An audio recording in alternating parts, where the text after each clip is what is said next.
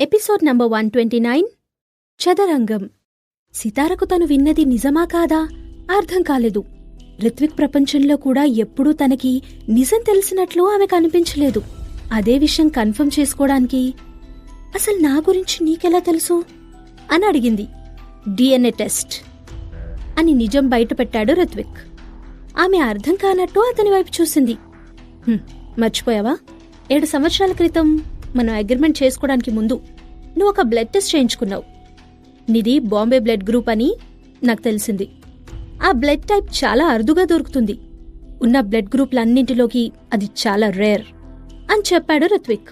అతను చెప్పింది విన్న తర్వాత ఆమె కనుబొమ్మలు ముడిపడ్డాయి. అయినా కేవలం బ్లడ్ టైప్స్ ని బట్టి నేనే సరళాదేవి అసలైన కూతుర్నని నువ్వెలా గుర్తుపట్టావు? అది కోఇన్సిడెన్స్ అయ్యే ఛాన్స్ కూడా ఉంది కదా అని క్యూరియస్ గా అడిగింది సితార. ఎలా గుర్తుపట్టను అంటే నువ్వు మీ అమ్మ ఒకే పోలికలతో ఉండేవారు అని చెప్పాడు రిత్విక్. కొంచెం కూడా అబద్ధం లేదు.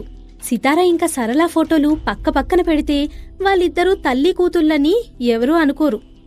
సితార చూస్తే చిన్నప్పుడు వాళ్ళ అమ్మలాగే ఉంటుంది. సితార తల్లి సరళాదేవి రాజుగారింటి నుండి వెళ్లిపోయినప్పుడు రిత్విక్ చాలా చిన్నపిల్లాడు. 5 ఏళ్ల వయసున్నప్పటికి కూడా అతనికి అన్ని విషయాలు బాగా గుర్తున్నాయి. సరళాదేవికి సంబంధించిన అన్ని వివరాలు గుర్తులేకపోయినా ఆమె అందమైన ముఖం మాత్రం రిత్విక్కి బాగా గుర్తుంది.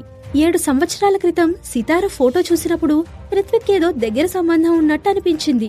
తాతగారి గదిలో దేవి చిన్నప్పటి ఫోటో చూసినప్పుడు అతని అనుమానం కన్ఫర్మ్ అయింది. ఒకసారి నిర్ధారించుకోవడానికి సితార బ్లడ్ గ్రూప్ ని మెటర్నిటీ టెస్ట్ కి పంపించాడు. మీ ఇద్దరి డిఎన్ఏలు పరీక్షించినప్పుడు పర్ఫెక్ట్ గా మ్యాచ్ అయ్యాయి. దాంతో నువ్వే సరళత కూతురువి అన్న విషయం నాకు అర్థమైంది అని చెప్పాడు రిత్విక్. అయితే నీకీ విషయం ముందే తెలుసన్నమాట అని అతని వైపు సూటిగా చూస్తూ అంది సితార. ఆ తర్వాత కళ్ళు కిందకి దించి, అప్పట్లో శివాని మా అమ్మకు నాకిచ్చిన వజ్రాల హారం నా దగ్గర నుండి కాజేసింది. అక్కడ జరిగిన కన్ఫ్యూజన్ వల్ల నన్ననుకుని రాఘవరాజు గారు ఆమెను తీసుకెళ్లారు. ఆ విషయం నాకు రీసెంట్ గానే తెలిసింది అంది సితార. అవును, శివాని ఇంటికొచ్చిన మరుక్షణం నుండే ఆమెలో ఏదో తేడా కనిపించింది. అదే విషయం నాకు అర్థమైంది అన్నాడు రిత్విక్. మరి అప్పుడే ఈ విషయాన్ని ఎందుకు బయటపెట్టలేదు అడిగింది సితార. అయినా ఆ విషయం గురించి ఇప్పుడు అంత ముఖ్యమా అని ఆమెను రివర్స్ క్వశ్చన్ చేశాడు రిత్విక్. అయినా శివానికి తన జీవితంలో ఎటువంటి ప్రాముఖ్యత లేదు. ఆమె నిజమైన కూతురా లేదంటే ఫేకా అన్న దాంతో అతనికి సంబంధమూ లేదు. ఎందుకు ముఖ్యం కాదు రిత్విక్? అప్పట్లో విధి నా జీవితంతో ఆటలు ఆడకపోయుంటే ఈ పాటికి శివాని స్థానంలో నేనే నీ ఫియాన్సిని అయ్యుండేదాన్ని కదా అని విరక్తిగా నవ్వుతూ అంది సితార.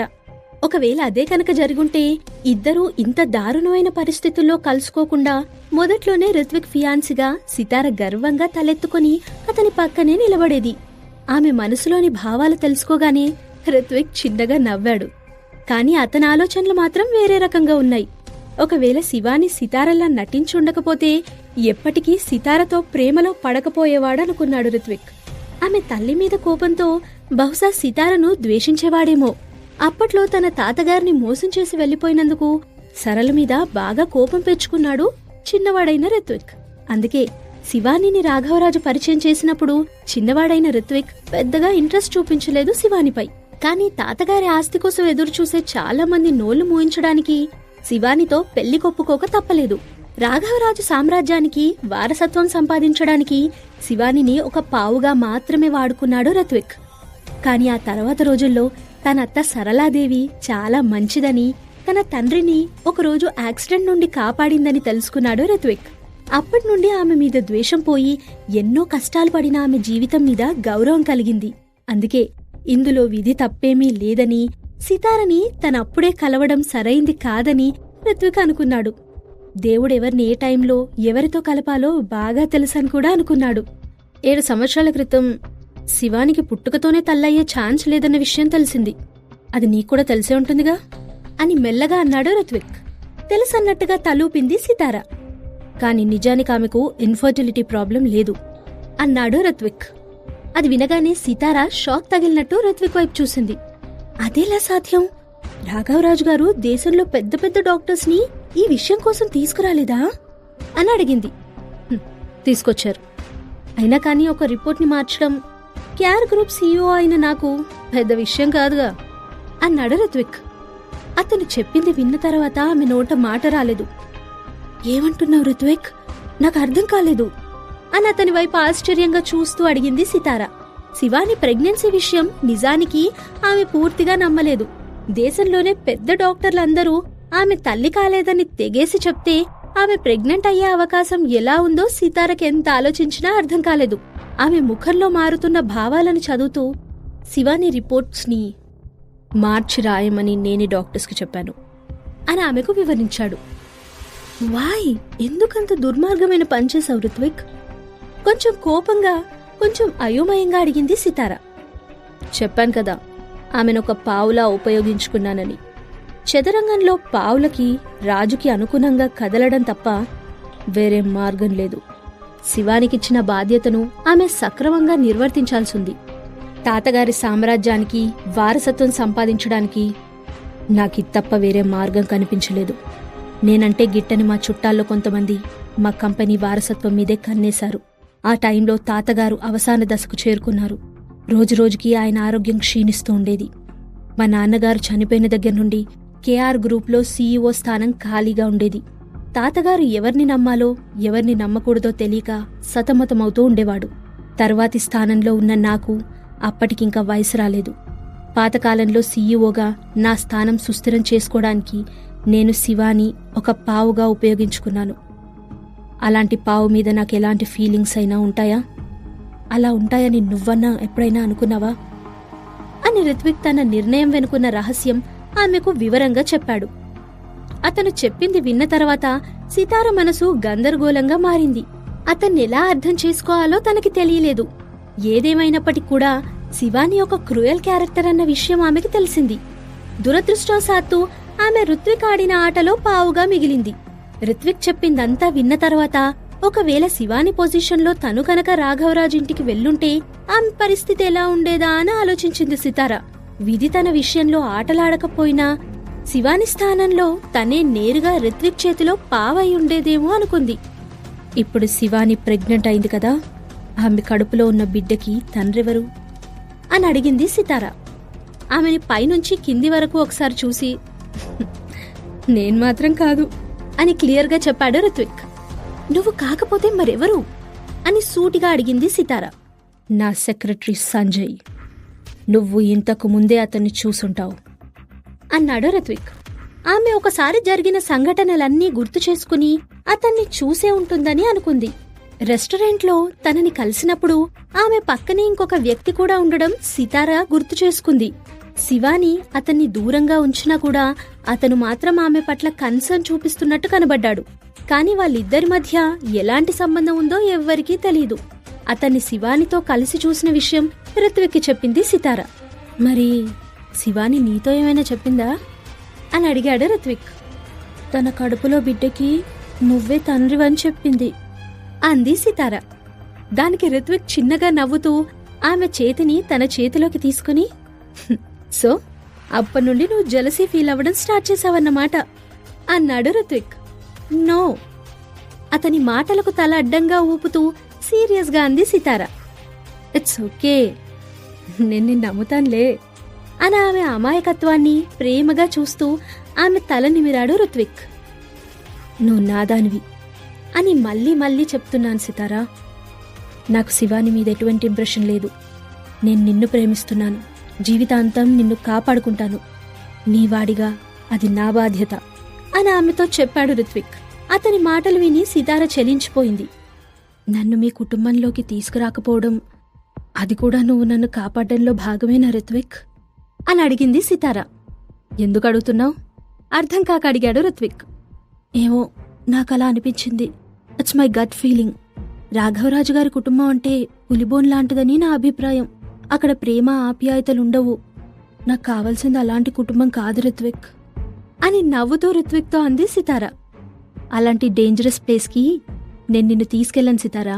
నిన్ను రోషన్ని నేను కంటికి రెప్పలా కాపాడుకుంటాను అని ఆమె నుదిటి మీద ముద్దు పెట్టుకుంటూ నమ్మకంగా ఆమెతో అన్నాడు రిత్విక్. అప్పటికే బాగా ఆలస్యం అయ్యేసరికి రిత్విక్ సితారని ఇంటికి తీసుకొచ్చాడు. అంతకు ముందర ఆమెను హెలికాప్టర్ ఎక్కించి నైట్ టైంలో ఆ ప్రదేశం అంతా చూపించాడు. జీవితంలో మొట్టమొదటిసారి హెలికాప్టర్ సితారకదొక అద్భుతమైన అనుభవంలాగా అనిపించింది. కిందకు దిగిన తర్వాత కూడా రిత్విక్ అడుగడుగునా ఆమెను ఆశ్చర్యాలతో ముంచెత్తాడు. 10,000 గులాబీలతో కార్పెట్ మొత్తం అలంకరించాడు. ఆమెకు గులాబీల సముద్రంలో ఈత కొడుతున్నట్టు అనిపించింది.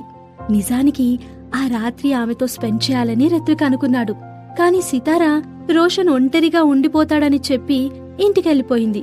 కొన్ని సీన్లు షూట్ చేయాల్సిందని 2-3 రోజులని రోషన్ కి ఆమె చెప్పినప్పుడు అతను పెట్టిన ఎక్స్ప్రెషన్ చూసి నిజంగానే ఆమెకు బాధ కలిగింది. అందుకే త్వరగా ఇంటికెళ్లిపోవాలని నిశ్చయించుకుంది. రిత్విక్ డ్రైవ్ చేసిన వెహికల్ ఆమె ఇంటి ముందర ఆగింది.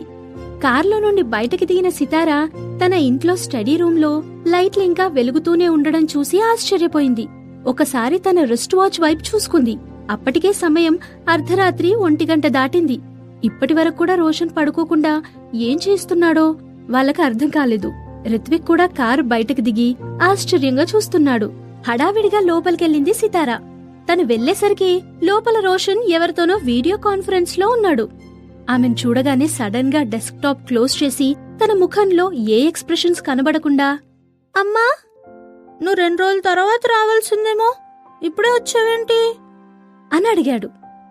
నాన్న రోషన్, ఏం చేస్తున్నావు బాబూ? అతడు అడిగిన దానికి సమాధానం చెప్పకుండా తిరిగి ప్రశ్నించింది సితార. ఏం లేదమ్మా, అమర్నాథ్ అంకుల్తో మాట్లాడుతున్నాను అని చెప్పాడు రోషన్. అప్పటికాని సితార మనసు కుదట పడలేదు. సితారతో పాటు వచ్చినటువంటి రిత్విక్ వైపు ప్రశ్నార్థకంగా చూశాడు రోషన్. నువ్వేం చేస్తున్నావో నాకు తెలుసులే అన్నట్టుంది రిత్విక్ ఎక్స్ప్రెషన్. రోషన్ గురించి తన తల్లికి పెద్దగా వివరాలు తెలియకపోయినా రిత్విక్ కి మాత్రం బాగా తెలుసు. ఈ విషయం గ్రహించిన రోషన్ కొంచెం భయపడ్డాడు. ఓకే బాబూ, కానీ ఇంత అర్ధరాత్రి పూట కాల్ మాట్లాడడం మంచిది కాదు. ఇప్పటికీ చాలా ఆలస్యమైంది. రెగ్యులర్ స్లీప్ ప్యాటర్న్ మెయింటైన్ చేయాలని నీకు చెప్పాను కదా. నెక్స్ట్ టైం ఇలా చెయ్యకు, ఓకేనా రోషన్ అని అతని తల నిమురుతూ అంది సితార. ఆమె అమాయకత్వానికి నవ్వకుండా ఉండలేకపోయాడు రిత్విక్. సారీ అమ్మా, ఇంకెప్పుడూ జరగకుండా చూసుకుంటాను ఇలాగా.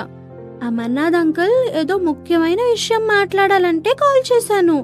అంకుల్ కి ఆర్ట్ వర్క్ లో నేను హెల్ప్ చేస్తూ ఉంటాను కదా, ఆ విషయం గురించి మాట్లాడుతూ లేట్ అయిపోయింది అని అమ్మ ఒళ్ళో ఒదిగిపోతూ చెప్పాడు రోషన్.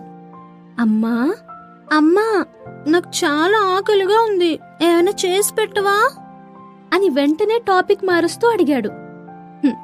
నీతో ఎలా వేగేదిరా కన్నా. సరే, ఏదో చేసి పెడతాను. స్టడీ రూమ్ క్లీన్ చేసుకుని తినేసి వెంటనే పడుకోవాలి, ఓకేనా? గుడ్ బాయ్ అంది సితార. ఓకే అమ్మా అని రోషన్ అన్నాడు. పెద్ద గండం గడిచిపోయినట్టు ఊపిరి పీల్చుకున్నాడు. వాళ్ళిద్దరిని చూసి మనసులోనే నవ్వుకున్నాడు రిత్విక్.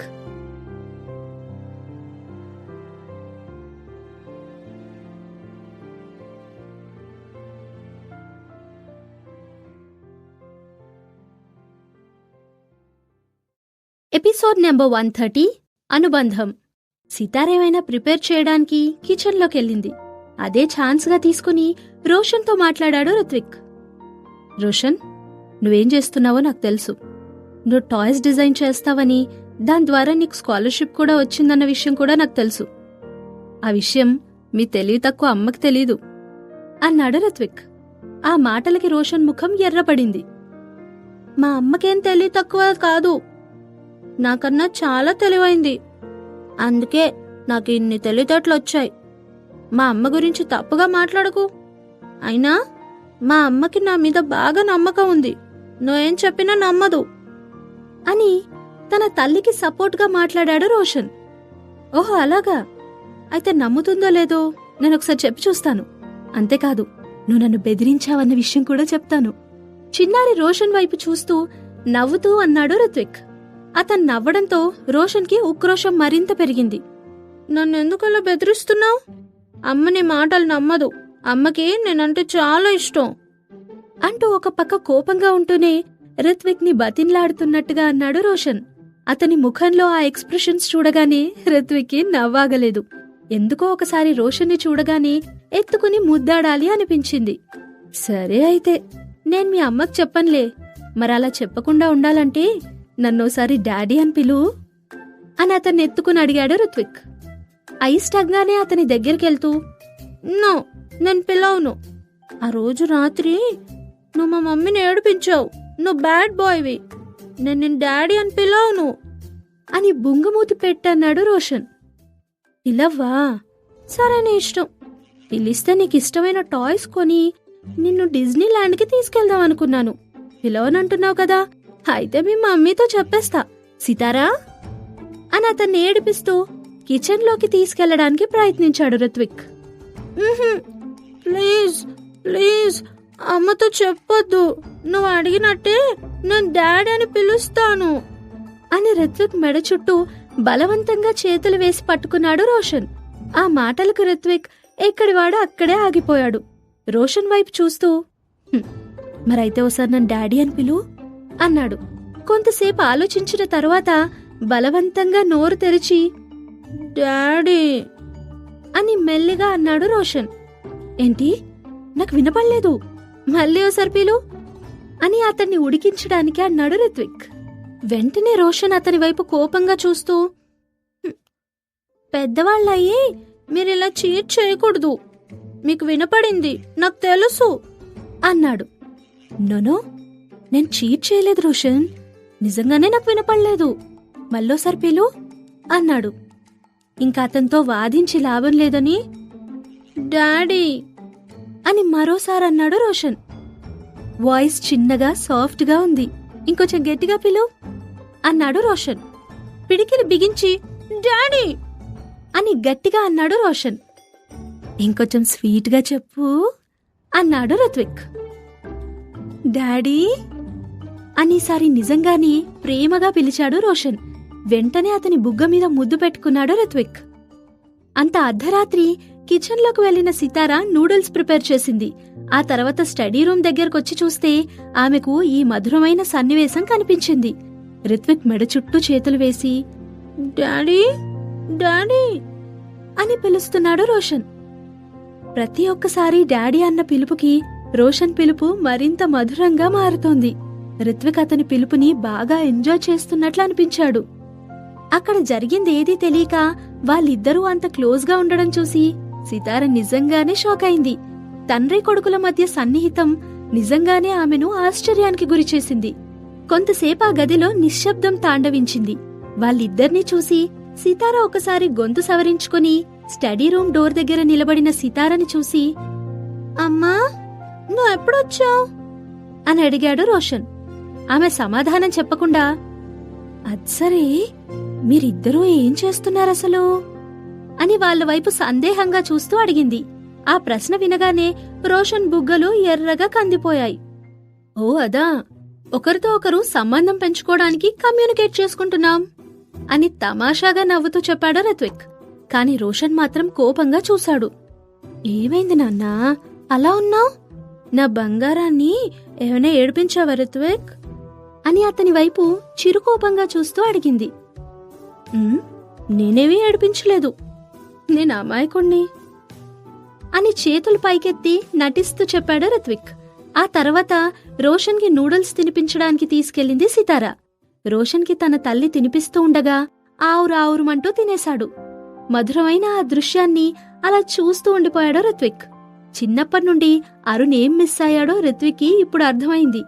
తన పెద్ద కొడుక్కి కూడా ఇలాంటి ప్రేమను అందించాలని మనసులో తపన పడ్డాడు. ఆ తర్వాత అక్కడి నుండి వెళ్లిపోయాడు రిత్విక్. ఆ మరుసటి రోజు సితారకి డైరెక్టర్ విరాజ్ దగ్గర నుండి ఫోన్ వచ్చింది. మొదట ఫోన్ కాల్ చూడగానే సితారకి కొంచెం గిల్టీగా అనిపించింది. ఆ రోజు రిత్విక్ ప్రవర్తన వల్ల సెట్లో చాలా ప్రాపర్టీస్ డ్యామేజ్ అయ్యాయి. దానివల్ల ప్రొడక్షన్ లో చాలా లాస్ కూడా వచ్చుంటాయి. అందుకు డైరెక్టర్ విరాజ్ ఆమెను బ్లేమ్ చేస్తున్నాడో లేదో ఆమెకు తెలీదు.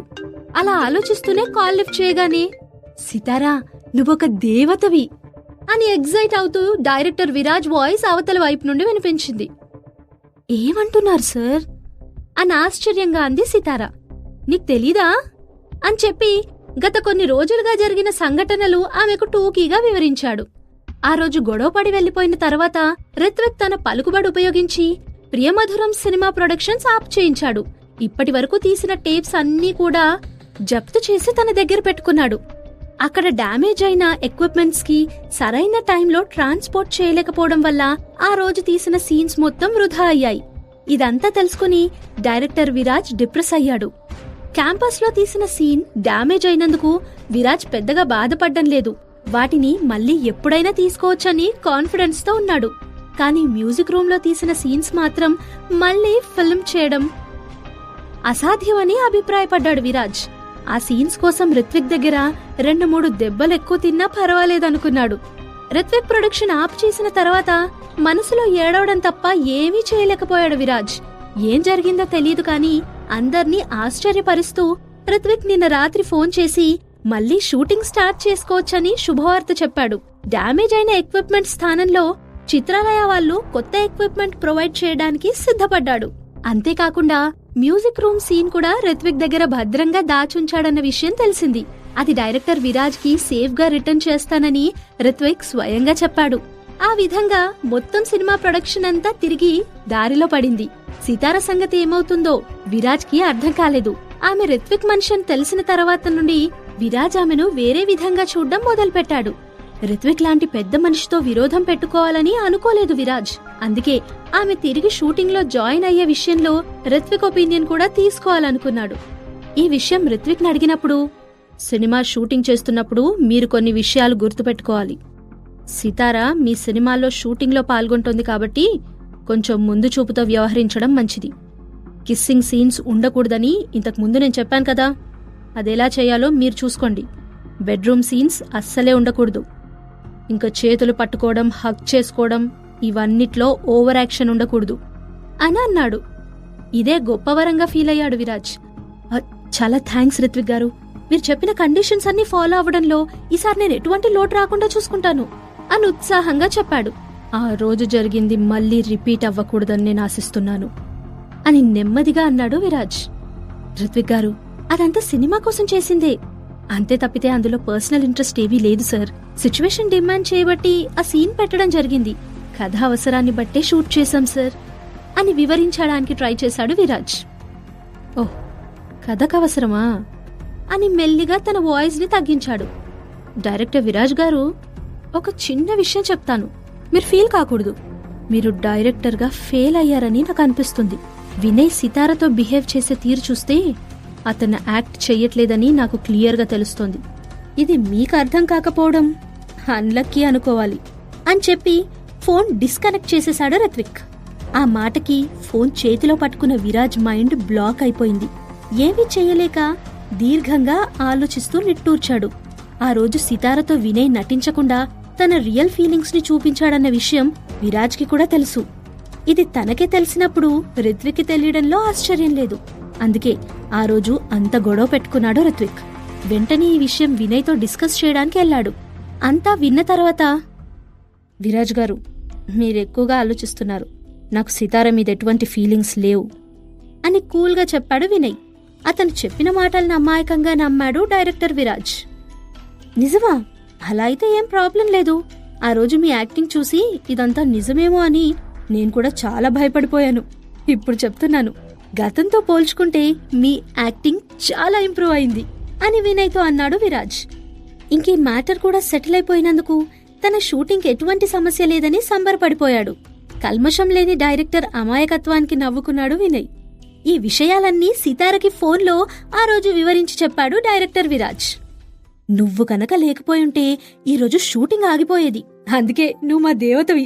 టైటిల్స్ లో నీకు స్పెషల్ థ్యాంక్స్ అని క్రెడిట్ కూడా ఇస్తాను అని ఉత్సాహంగా అన్నాడు విరాజ్. అది విన్న తర్వాత సితార షాక్ అయింది. మరి మన సినిమా షూటింగ్ తిరిగి ప్రారంభమైంది. మరి నువ్వెప్పుడు షూటింగ్ లో జాయిన్ అవుతావు అని ఆశగా అడిగాడు విరాజ్. ఆలస్యం ఎందుకు, రేపటి నుండే వస్తాను సార్ అని తను కూడా ఆనందంగా చెప్పింది సితార. చెప్పినట్టుగానే తర్వాత రోజు నుండి షూటింగ్ వెళ్లడం మొదలుపెట్టింది. ఆ ఫిల్మ్ ప్రొడక్షన్ ఫుల్ స్వింగ్ లో నడుస్తోంది. అందరూ ఆమెనొక రకంగా చూడ్డం మొదలుపెట్టారు. ముఖ్యంగా సోనం ఇంకా సారిక ముఖాల్లో ఈసారి మరింత ఎక్కువ జలసీ కనపడుతోంది. తన అసిస్టెంట్ కనబడితే ఆమెను, ఎందుకు అందరూ నన్ను అంత విచిత్రంగా చూస్తున్నారు అని కుతూహలంగా అడిగింది సితార. ఎందుకేంటి మేడం, కంటి సైగతో ప్రొడక్షన్ ని తిరిగి స్టార్ట్ చేయించగలిగిన దేవత మీరు. మీరంటే అందరికీ ఆ మాత్రం భయం గౌరవం ఉండాలి. ఇంకా అసూయ పడే వాళ్ళ గురించి నేను ప్రత్యేకంగా చెప్పనక్కర్లేదు అని నవ్వుతూ అంది. అంతకుముందు సితారతో షూటింగ్ జరిగేటప్పుడు ఎలాంటి జాగ్రత్తలు తీసుకోవాలో ప్రొడక్షన్ క్రూ అంతటికీ మీటింగ్ పెట్టి మరీ వివరించాడు విరాజ్. అందుకే అందరూ ఆమెతో కొంచెం ఆచితూచి వ్యవహరించడం మొదలుపెట్టారు. కాని సితార ప్రవర్తనలో మాత్రం ఎటువంటి మార్పు లేదు. లోలోపల ఆమె రిత్విక్ ని బాగా తిట్టుకుంది. ఇదంతా అతను చేసిన పని అని ఆమెకు అర్థమైంది. ఏదేవైనా మొత్తానికి షూటింగ్ మాత్రం తిరిగి స్టార్ట్ అయిందని ఆనందించింది సితార. డైరెక్టర్ విరాజ్ ఒక రూమ్ లో కూర్చుని ఎడిటర్ తో డిస్కస్ చేస్తున్నాడు. అదే సమయానికి అటుగా వెళ్తున్న సారిక తన పర్ఫార్మెన్స్ ఎలా ఉందో చూసుకోవడానికి ఎడిటింగ్ చేస్తున్నప్పుడు ఆయన వెనక నిలబడింది. సారిక తన పర్ఫార్మెన్స్ మీద తను చాలా నమ్మకం పెట్టుకుంది. ఈసారి తనకు ఖచ్చితంగా పేరొస్తుందని అనుకుంది. కానీ చాలా వరకు తను నటించిన సీన్స్ అన్నీ ఎడిటింగ్ లోనే రిమూవ్ చేశారు. ఇది చూసి ఆమెకు షాక్ కొట్టినట్టయింది. తనతో పాటు సపోర్టింగ్ యాక్టర్ సీన్లన్నీ కూడా ఎడిట్ చేశారు. నిజానికి సినిమాల్లో ఆమె హీరోయిన్ కాకపోయినా సారిక క్యారెక్టర్ కి ఎంతో ప్రాముఖ్యత ఉంది. దాదాపు హీరోయిన్ తో సమానమైన క్యారెక్టర్ ఆమెది. కానీ ఇప్పుడు చూస్తే అందులో 70% సీన్స్ ని తొలగించారు. సితారతో కలిసి యాక్ట్ చేసిన సీన్స్ లో సితారకి మాత్రమే స్క్రీన్ స్పేస్ ఇచ్చి సారికకు తగ్గించారు. అన్ని సీన్స్ లో సితారకు మాత్రమే ప్రాముఖ్యత ఇచ్చారు. ఎడిటింగ్ కాపీ చేస్తున్న కొద్దీ ఆమెకు కోపం మరింత పెరిగిపోయింది. ఈ కోపమంతా ఎక్కడ ప్రదర్శించాలో తెలియక గట్టిగా పిడికిళ్లు బిగించింది సారిక. కోపంతో ఆమె గుండె ఎగసిపడుతుంది. పొడవాటి ఆమె చేతిగోళ్లు గుచ్చుకుని ఆమె అరిచేతిలో రక్తం కూడా వచ్చింది. కోపంతో పెదవి కొరుకుతూ అక్కడి నుండి వెళ్లిపోయింది.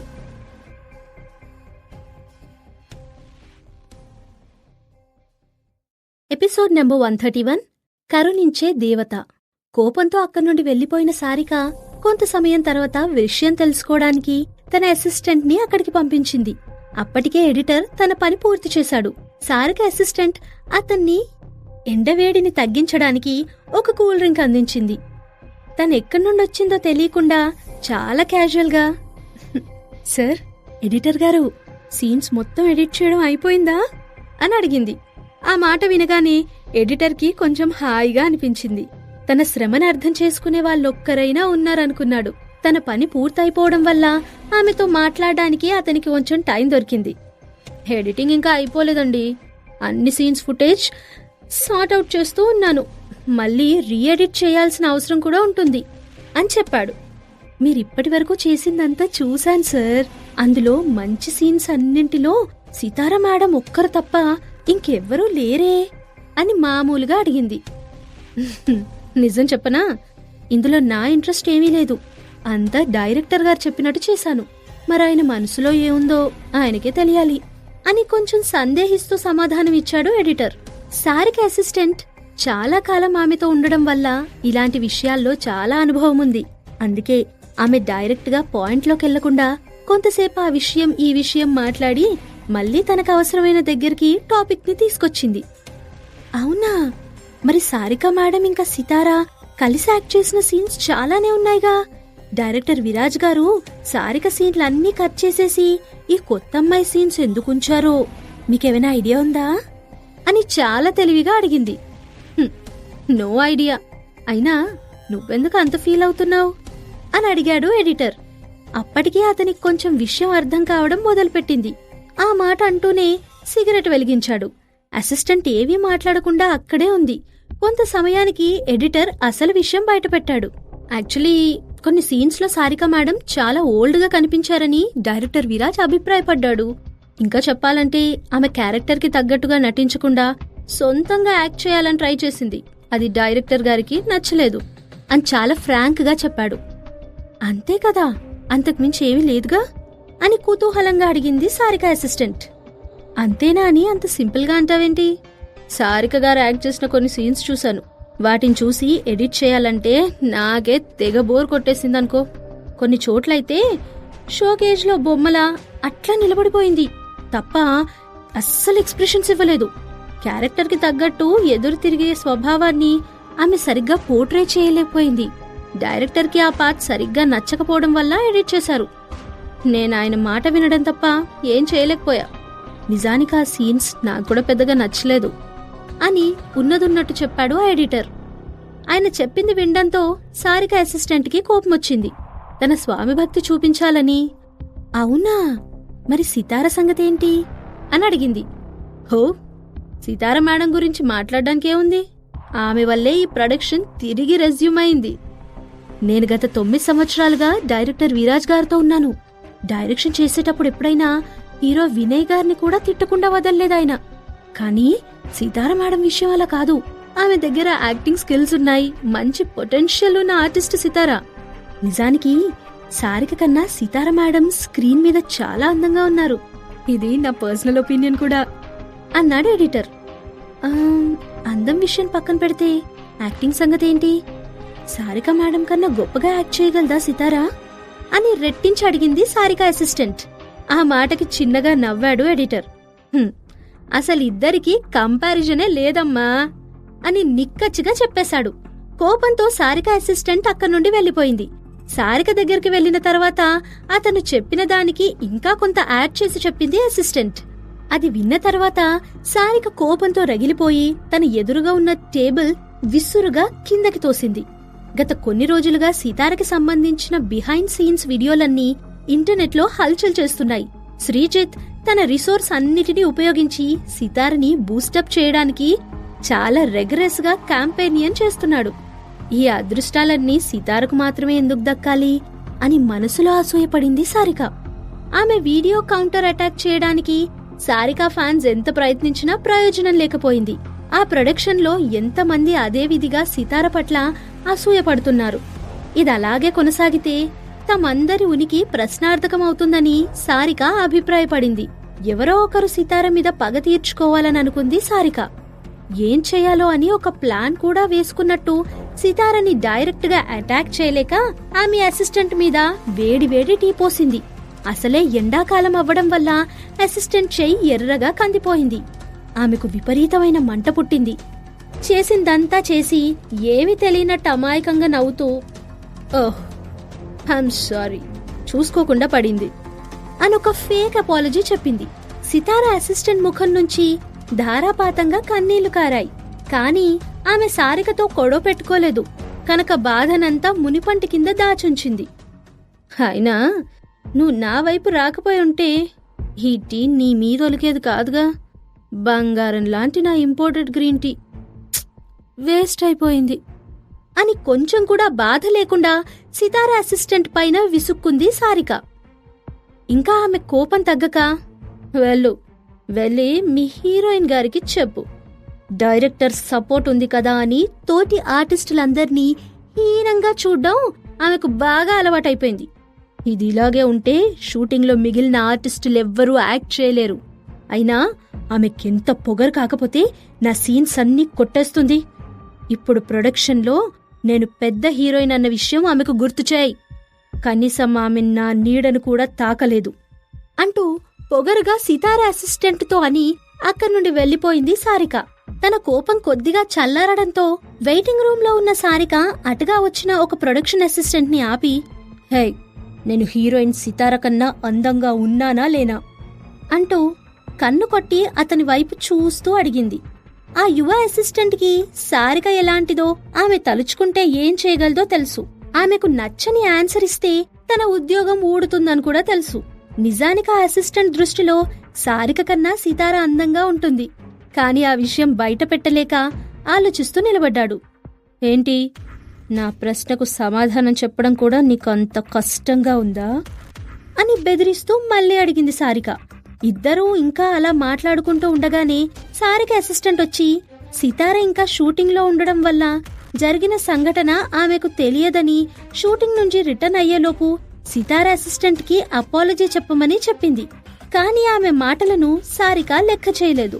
కొంతసేపటికి షూటింగ్ అయ్యి తిరిగి తన రూమ్కొచ్చిన అసిస్టెంట్ ద్వారా జరిగిన విషయం తెలుసుకుంది సితార. ఆమె ఎప్పుడూ ఇంతే మేడం, చాలా టెంపర్మెంట్ ఎక్కువ. తనకు కావలసింది దొరక్కపోయినా తనకు గౌరవం దక్కదు అనే ఫీలింగ్ కలిగినా ఏదో ఒక గొడవ పెడుతూనే ఉంటుంది. నేను మీకు చెప్పాను కదా, ఇంతకు ముందు కూడా ఒక అసిస్టెంట్ ముఖం మీద ఇలాగే టీ ఒంపేసింది. ఆమె కూడా ఒక బడా నిర్మాత సపోర్ట్ ఉండడం వల్ల ఎవరూ ఆమె జోలికి వెళ్లరు అని బాధపడుతూ అంది అసిస్టెంట్. ఎంత సపోర్ట్ ఉంటే మాత్రం మానవత్వం లేకుండా ప్రవర్తించాలా ఏంటి? ఈ సారిక చాలా ఎక్కువ చేస్తోంది. నన్నెంత ఏడిపించినా నేనెదుర్కోగలను. కానీ నా వాళ్ళని బాధ పెడితే మాత్రం నేను సహించలేను. ఆమె చేసిన దానికి అందరి ముందర లెంపలేసుకుని అపాలజీ చెప్పక తప్పదు అని తన నిర్ణయాన్ని అనౌన్స్ చేసింది సితార. అసిస్టెంట్ ఆమె వైపు భయంగా చూసింది. ఈ మాటలు చెప్పి అసిస్టెంట్ చేయి పట్టుకుని ఆమెను సారిక దగ్గరికి తీసుకెళ్లింది సితార. అందరు ఆర్టిస్టుల్లాగా కాకుండా సితార తమ గురించి కేర్ తీసుకోవడం ఆమె అసిస్టెంట్ కి నిజంగానే నచ్చింది. వాళ్ళెళ్లేసరికి రూంలో వెయిట్ చేస్తూ డ్రెస్సింగ్ టేబుల్ దగ్గర టచ్అప్ చేసుకుంటూ కూర్చుంది సారిక. నిజానికి ఆ రూమ్ సితారకి చెందింది. కాని సారిక గొడవపడి ఆమె దగ్గర నుండి లాగేసుకుంది. సితారకు ఆమెతో గొడవ పడడం ఇష్టం లేదు. అందుకే పెద్దగా పట్టించుకోలేదు. వాళ్ళని చూడగానే ఎందుకొచ్చారో విషయం అర్థం చేసుకుంది సారిక. ఇలా జరుగుతుందని ఆమె ముందుగానే ఊహించింది. సారిక, బిజీగా ఉన్నావా అని అడిగింది సితార. లేదు, చెప్పు అని క్యాజువల్గా ఏమీ తెలియనట్టుగా అడిగింది సారిక. ఇప్పుడే నేను షూటింగ్ నుండి తిరిగొస్తే మా అసిస్టెంట్ చెయ్యి కాలిపోయిందని తెలిసింది. ఆమె నాకేం చెప్పకపోయినా పక్కనున్న వాళ్ళు మాత్రం దానికి నువ్వే కారణం అంటున్నారు. అసలేం జరిగిందో నీ నోటి నుండి వినాలనుకుంటున్నా అని ఆమె వైపు సూటిగా చూస్తూ అంది సితార. వాళ్ళు చెప్పింది 100% కరెక్ట్. దానికి కారణం నేనే. అయినా అప్పుడే చెప్పానుగా, అది చాలా యాక్సిడెంటల్గా జరిగిందని. నా తప్పేం లేదు. ఇప్పుడేంటి, మీరిద్దరు నన్ను బ్లేమ్ చేయాలని వచ్చారా అని అడిగింది సారిక. ఆ తరువాత లేచి నిలబడి సితార వైపు చూస్తూ, నువ్వేదో పెద్ద పతివ్రతలాగా ఫీల్ అయిపోతున్నావు. సరే, ఎలాగో ఇక్కడికొచ్చావు కాబట్టి నిజం చెప్తా విను. నేను కావాలనే టీం మీద పోసాను. అయితే ఏంటిప్పుడు, నాకు ఉరిశిక్ష వేయిస్తావా అని సితారను రెచ్చగొడుతూ అడిగింది సారిక. సితార కోపాన్ని కంట్రోల్ చేసుకున్నట్టు కనిపించింది. కొంతసేపు ఆగితే ఆమె మీద విరుచుకు పడుతుందని భయమేసి, మేడం, అనవసరంగా గొడవెందుకు చెప్పండి. ఆమె కావాలనే చేసింది ఒప్పుకుంటోంది.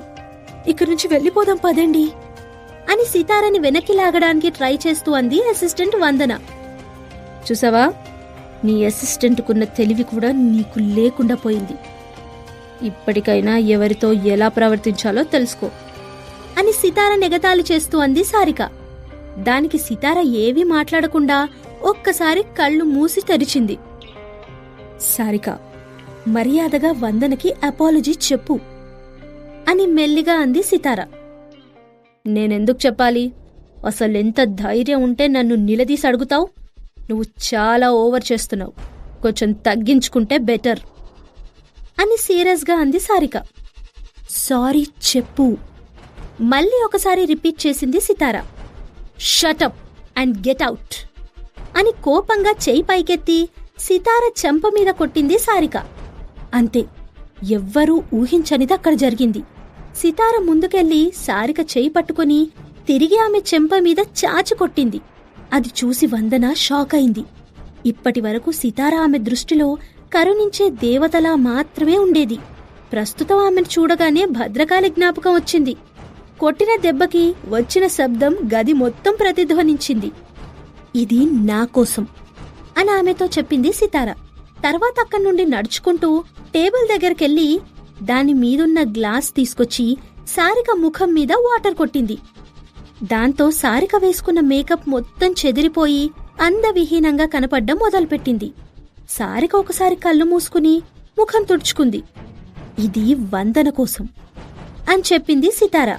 ఆ తర్వాత సారిక ముఖంలో కనబడుతున్న కోపాన్ని పట్టించుకోకుండా తన అసిస్టెంట్ ని తీసుకుని అక్కడి నుండి వెళ్లిపోయింది సితార. ఇంతలో సారిక వెనుకున్న అసిస్టెంటే ఆమెకు హెల్ప్ చేయాలని టవల్తో ముఖం తుడుస్తూ ఉంటే అనుకోకుండా ఆమె చేయి తగిలింది.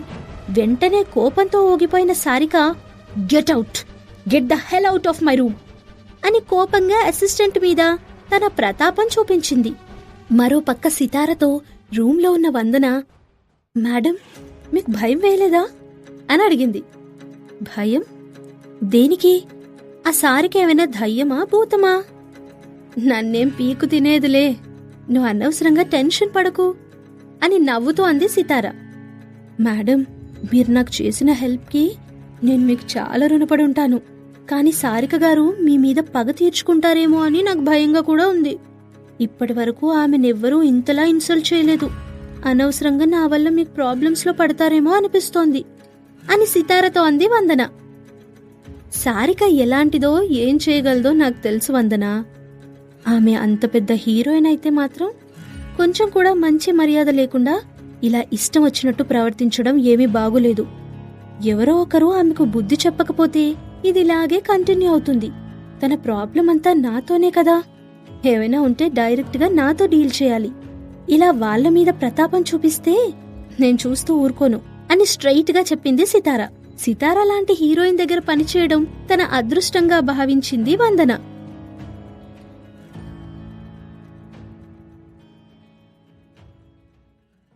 ఎపిసోడ్ నెంబర్ 132 అందమైన కుటుంబం. ఆ రోజు వందనకు ఆమె కొంచెం కొత్తగా అనిపించింది.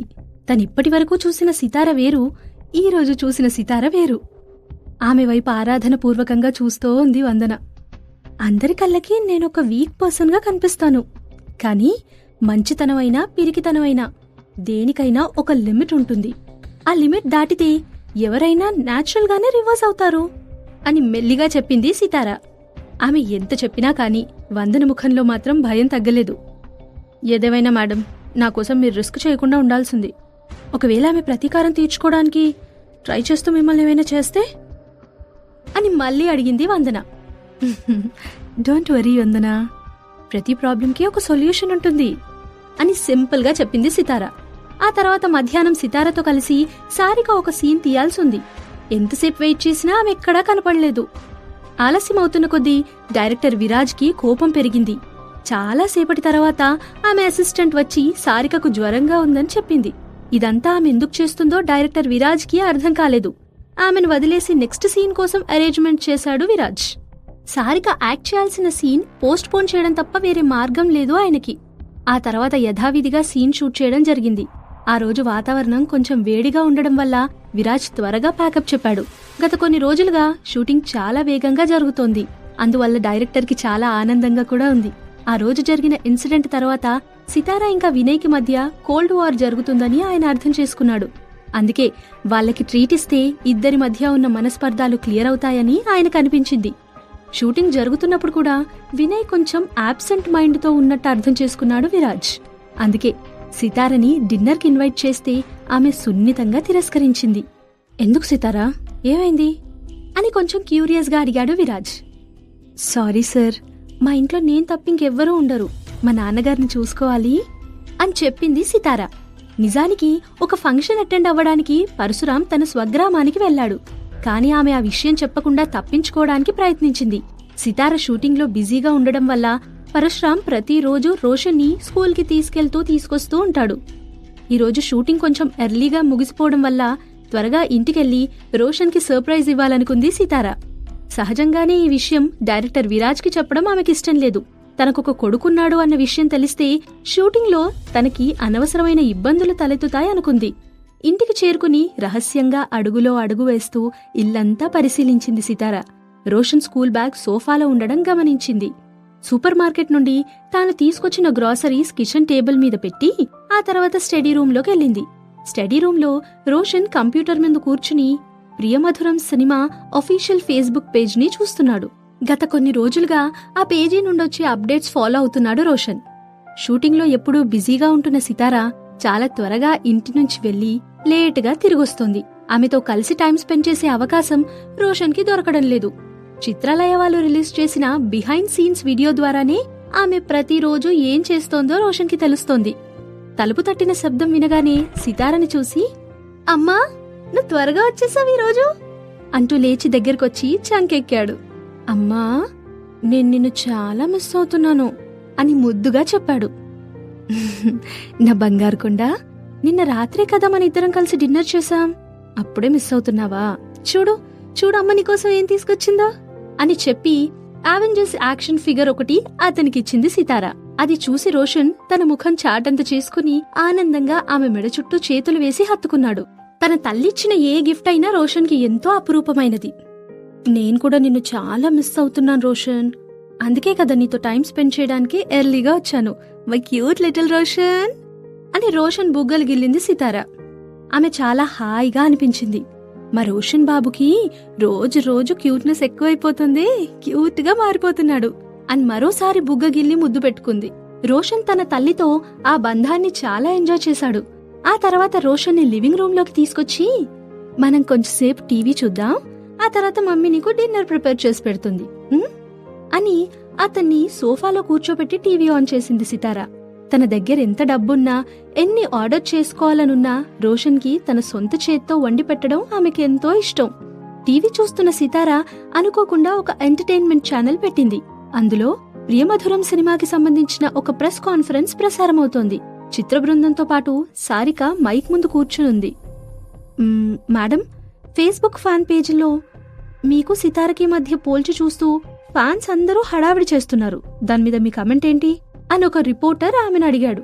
సారిక అతని వైపు సీరియస్ గా చూసి, మీరు నా ఒపీనియన్ అడుగుతున్నారా, లేక ఆ విషయం పక్కన పెట్టండి, నేను మిమ్మల్ని ఆ క్వశ్చన్ అడుగుతాను. నాకు సితారకి మధ్య కంపారిజన్ ఉందని మీరనుకుంటున్నారా అని పొగరగా అతన్ని అడిగింది. వెంటనే అతను భయపడి, నో మేడం, ఇందులో కంపారిజన్ ఏమీ లేదు, కొంతమంది అర్థం పర్థం లేని గాసిప్స్ క్రియేట్ చేసి టైంపాస్ చేస్తూ ఉంటారు కదా, అంతే అంతే అని తనకు తానే సమాధానం చెప్పుకున్నాడు ఆ రిపోర్టర్. వెరీ గుడ్, ఆ విషయం మీకు అర్థమైతే నాకంతే చాలు. చాలా మంది తమకు తాము హైప్ క్రియేట్ చేసుకోవడానికి ఇలా చేస్తూ ఉంటారు. సోషల్ మీడియా ఆర్మీలు ఎన్ని చూడలేదు, ఇలాంటి వాటికి రెస్పాండ్ అవ్వాల్సిన అవసరం నాకు లేదు అని చాలా తెలివిగా చెప్పింది సారిక. అది చూసి సితార ముఖంలో ఎక్స్ప్రెషన్స్ మారిపోయాయి. వెంటనే కోపంగా టీవీ స్విచ్ ఆఫ్ చేసింది. ఆ తర్వాత కిచెన్లోకెళ్లి డిన్నర్ ప్రిపేర్ చేయడంలో పడిపోయింది. రోషన్ సోఫాలో కూర్చుని ఒక కామిక్ బుక్ చదువుతున్నాడు. ఏదో ఆలోచిస్తూ వంట చేస్తూ ఉండడం వల్ల ఎగ్జాస్ట్ ఫ్యాన్ ఆన్ చేయడం మర్చిపోయింది సితార. గదిలో కొద్దిగా పొగలు వచ్చాయి.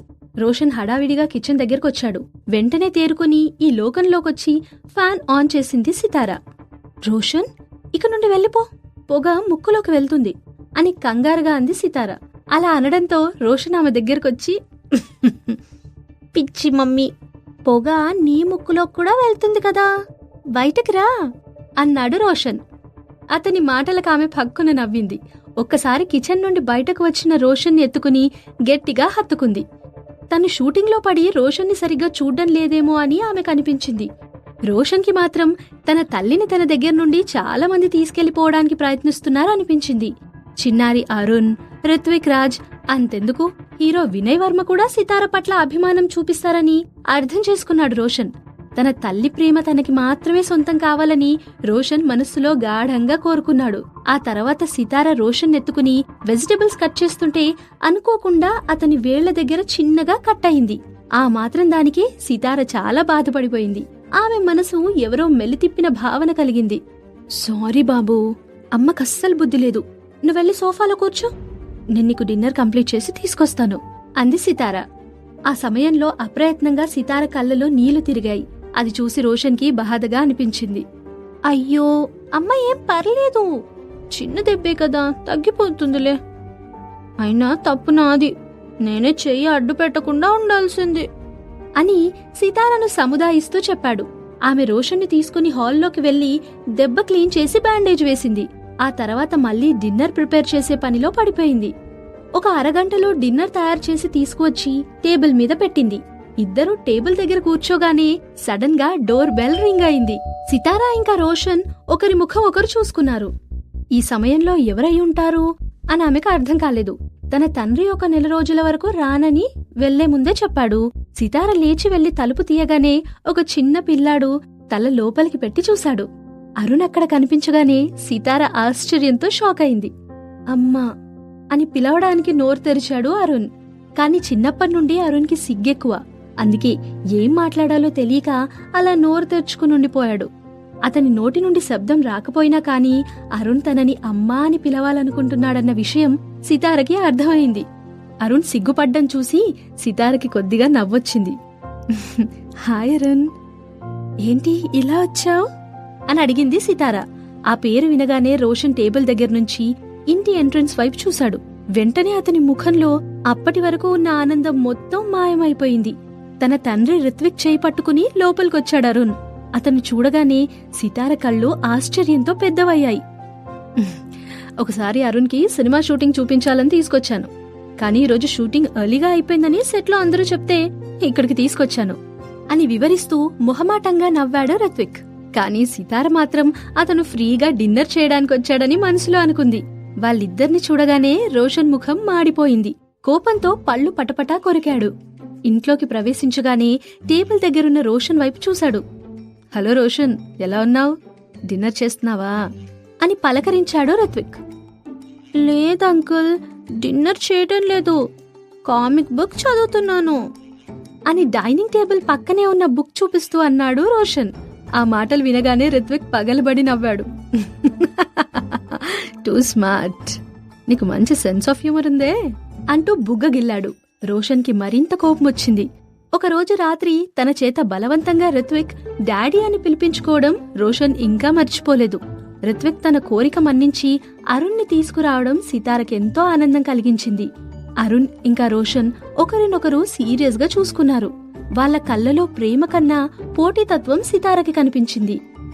నాన్నా అరుణ్, ఆకలిస్తుందా? ఏమైనా తింటావా అని సిచ్యువేషన్ ని కొంచెం తేలిక చేయడానికి అడిగింది సితార. పెదాలు బిగించి నెమ్మదిగా తలూపాడు అరుణ్. అతని ప్రతి చర్య సితారకెంతో క్యూట్గా అనిపించింది. ఇంతకాలం అతన్ని మిస్ అయ్యాను అని కూడా ఆమె కనిపించింది. అరుణ్ని తీసుకెళ్లి టేబుల్ దగ్గర కూర్చోబెట్టి తను కూడా పక్కనే కూర్చుంది. రోషన్ వెంటనే, అమ్మా నువ్వు నా పక్కన కూర్చో అని చిరుకోపంతో బుంగమూతి పెట్టన్నాడు. సితారకి అతను జలసీ ఫీల్ అవుతున్నాడని తెలిసి రోషన్ పక్కకెళ్లి కూర్చుంది. ఆ క్షణంలో రోషన్ని చూస్తే సరిగ్గా రిత్విక్ లాగే అనిపించాడు. ఒకసారి ఎవరైనా వాళ్ళిద్దరినీ చూస్తే తండ్రి కొడుకులన్న విషయం ఈజీగా అర్థమైపోతుంది. ఆ తర్వాత అందరూ డిన్నర్ చేయడంలో నిమగ్నమైపోయారు. టేబుల్ మీద కొంతసేపు నిశ్శబ్దం తాండవించింది. తింటూ ఉండగా మధ్యలో, అమ్మా ఈ అంకుల్ నన్ను కోపంగా చూస్తున్నారు అని రిత్విక్ వైపు వేలు చూపిస్తూ కంప్లైంట్ చేశాడు రోషన్. అది వినగానే రిత్విక్కి పొలమారింది. తనెప్పుడు రోషన్ వైపు కోపంగా చూశాడో రిత్విక్కి అర్థం కాలేదు. రోషన్ అటెన్షన్ గ్రాప్ చేయడానికి ప్రయత్నిస్తున్నాడనుకున్నాడు రిత్విక్.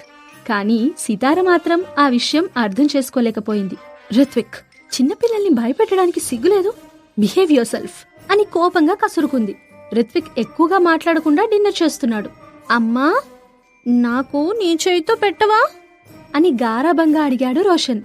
అతని పక్కకి వెళ్లి అన్నం కలిపి ముద్ద తినిపిస్తూ ఉంటే, అమ్మా నాకు కూడా పెట్టవా అని నోరు తెరిచాడు అరుణ్. వెంటనే అతని పక్కకెళ్లి ప్రేమగా తల నిమురుతూ తినిపించింది సితార. నాక్కూడా అని దగ్గరకొచ్చాడు రిత్విక్. చాలు నీ ఓవర్ యాక్షన్, ఇంక చాలు. నాకేమైనా 3 తలలు 6 చేతులున్నాయనుకున్నారా అంటూ కోపంగా కసురుకుంది సితార. అమ్మా వాళ్ళని పట్టించుకోకు, నాకే పెట్టు అని సితార చేయి పట్టుకున్నాడు రోషన్. చిన్నారి అరుణ్ సితార వైపు జాలిగా చూశాడు. ఆమె మనసుకి కష్టం కలిగినట్టు అనిపించింది. అరుణ్ దగ్గరికెళ్లాడు రిత్విక్. నన్నా అరుణ్, అమ్మ నీకు తినిపించకపోతే డాడీ తినిపిస్తాడులే అని ప్రేమగా అన్నాడు. నాకు డాడీ వద్దు, అమ్మే తినిపించాలి అని కళ్ళలో నీళ్లు తిరుగుతూ ఉండగా అన్నాడు అరుణ్. ఆ మాటలు వినగానే రిత్విక్ ఇంకా సితార ఏదో తప్పు చేస్తున్నట్టు గిల్టీగా ఫీల్ అయ్యారు.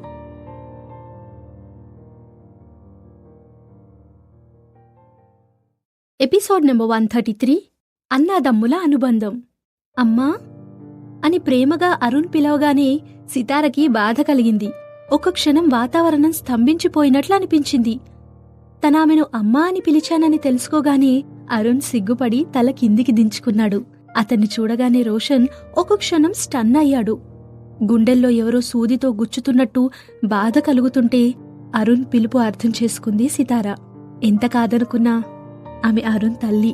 వెంటనే ఆమె లేచి నిలబడి అరుణ్ దగ్గరికెళ్లి కూర్చుంది. ఒక ముద్ద తినగానే కళ్ళు పెద్దవి చేసి, చాలా బాగుందమ్మా అన్నాడు అరుణ్. ఆ రోజు సితార ప్రిపేర్ చేసిన అన్ని వంటకాలు రిత్విక్కి కూడా చాలా టేస్టీగా అనిపించాయి. తల్లి చేతులతో ముద్దలు తినడంలో అరుణ్ కళ్ళలో ఆనంద భాష్పాలు కనిపించాయి.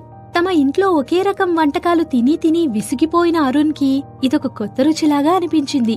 తల్లి చేతి వంటలోని మాధుర్యాన్ని ఆ రోజు అరుణ్ అనుభవించాడు. తమ ఇంటికి వెళ్లిన తర్వాత మళ్లీ అటువంటి వంటలు తినగలుగుతానని అరుణ్ కనిపించలేదు. రిత్విక్ కూడా స్టార్ హోటల్లోని చెఫ్ చేసిన వంటకాలు కూడా సితార చేతి వంటల ముందు దిగదుడిపే అనుకున్నాడు. కొంచెం కూడా మిగిల్చకుండా మొత్తం ఖాళీ చేశాడు రిత్విక్. కాని రోషన్ కి మాత్రం తన తల్లి తన అన్న మీద ఎక్కువ శ్రద్ధ చూపిస్తున్నాడనిపించింది. ఆమె గమనించాలని కావాలని అన్నం తినకుండా ఉండిపోయాడు రోషన్. చాలాసేపైనా కాని సితార అతని వైపు కన్నెత్తి కూడా చూడలేదు. ఆమె దృష్టి మొత్తం అరుణ్ మీదే ఉంది. అతని మనస్సు బాధపడగా కళ్ళలో నీళ్లు తిరిగాయి. ఆ పసి హృదయంలో తన నాన్న అన్నల మీద అకారణంగా ద్వేషం పెరిగింది. వాళ్ళిద్దరూ తన తల్లి దగ్గర నుండి తీసుకుపోతారేమో అని భయపడ్డాడు రోషన్. అమ్మా అని మెల్లిగా పిలిచాడు రోషన్. తిరిగి చూడగానే అతని పక్కనే కూర్చున్న రిత్విక్ కనిపించాడు. ఏంటి రోషన్, కోపంగా ఉందా అని అడిగాడు. రోషన్ అతని మాటలు ఇగ్నోర్ చేశాడు. వెంటనే రిత్విక్ అతని బుగ్గలు గిల్లి అతని వైపు తిప్పుకున్నాడు. మీ డాడీ నీతో మాట్లాడుతుంటే ఇగ్నోర్ చేయడం తప్పు కదా అని నవ్వుతూ అన్నాడు. నువ్వు మా డాడీవి కావు అని కోపంగా అన్నాడు రోషన్. చూడు బాబు, నువ్వు చాలా తెలివైనవాడివి. ఇలా ఇన్ని విషయాల్లోనూ కోపం తెచ్చుకోకూడదు అని బుజ్జగించడానికి ప్రయత్నించాడు రిత్విక్. నేను తెలివైన వాణ్ణి, అయితే అరుణ్ తెలివి తక్కువవాడు. నాకు మా అమ్మ పోలికలొచ్చాయి, వాడికి వాడి నాన్న పోలికలొచ్చాయి. నువ్వొక బ్యాడ్ బాయ్వి అని మరింత కోపంగా అన్నాడు రోషన్. ఆ మాటలు విని అరుణ్ చాలా బాధపడ్డాడు. ఆ హాల్లో ఒక క్షణం నిశ్శబ్దం ఆవరించింది. వెంటనే సితార ముఖం కోపంగా పెట్టి, రోషన్, తప్పు నాన్నా, పెద్దవాళ్లతో అలా మాట్లాడకూడదు. నువ్వు అన్నదానికి అరుణ్ ఎంత ఫీల్ అవుతున్నాడో చూడు అని గట్టిగా రోషన్తో అంది. తన తల్లి కోప్పడ్డంతో రోషన్ ముఖంలో భావాలు మారిపోయాయి. అమ్మా, ఇప్పుడు నీకు రోషన్ ఒక్కడే కావాలి కదా? నేనొద్దు, నేను అంటే నీకు ఇష్టం లేదు అని ఏడుస్తూ అన్నాడు రోషన్. కొంత సమయం తర్వాత చేతులు చాపి, అమ్మ నన్ను హగ్ చేసుకో అన్నాడు రోషన్. ఒక్కసారి తల పైకెత్తి చూసింది సితార. అతని దగ్గరికి వెళ్లబోతుంటే అరుణ్ కూడా చేతులు చాపి, నన్ను కూడా హగ్ చేసుకో అమ్మా అని అడిగాడు. ముందు నన్ను అని రెట్టించాడు రోషన్. ఇద్దరూ ఒక్కరి తర్వాత ఒకరు ముందు నన్ను అంటూ అల్లరి చేయడం మొదలుపెట్టారు. ఇద్దరూ ఒకేసారి అడగడంతో ఆమెకు అయోమయంగా అనిపించింది. తన ప్రేమను ముక్కలు చేసి ఇద్దరికీ ఇవ్వలేనని ఫీల్ అయింది. కానీ రోషన్ మనసులో భావాలు ఆమె అర్థం చేసుకోగలిగింది. ఇంతకాలం తమ కుటుంబంలో తనింకా రోషన్ తప్ప మరెవ్వరూ లేరు. అందువల్లే రిత్విక్ ఇంకా అరుణ్లను బయట వాళ్ళలా ఫీల్ అవుతున్నాడు రోషన్. అతనిలో ఇలాంటి భావాలు సితార చూడాలనుకోవడం లేదు. తన దృష్టిలో ఇద్దరు కొడుకులు ఒకటే. ఇద్దరినీ సరిసమానంగా ప్రేమించాలి, కాపాడుకోవాలి అనుకుంది సితార. కాని ఇలాంటి పరిస్థితుల్లో ఇరుక్కుపోవలసొస్తుందని అస్సలనుకోలేదు. తన తల్లి సందేహించడం చూసి రోషన్ కనురెప్పలు కదిలిస్తూ అలా చూస్తూ ఉండిపోయాడు. గతంలో అయితే అతనికి చిన్న బాధ అనిపిస్తే చాలు వెంటనే పక్కనే ఉండేది సితార. ఎత్తుకుని ముద్దాడి లాలించేది. తన తల్లికి తను తప్ప ఇంకెవ్వరూ ముఖ్యం కాదు అనుకున్నాడు. కాని ఈరోజు అరుణ్ రావడంతో పరిస్థితులన్నీ తారుమారయ్యాయి. అమ్మకి నేనంటే ఇష్టం తగ్గిపోయింది అంటూ బావురుమని ఏడ్చాడు రోషన్.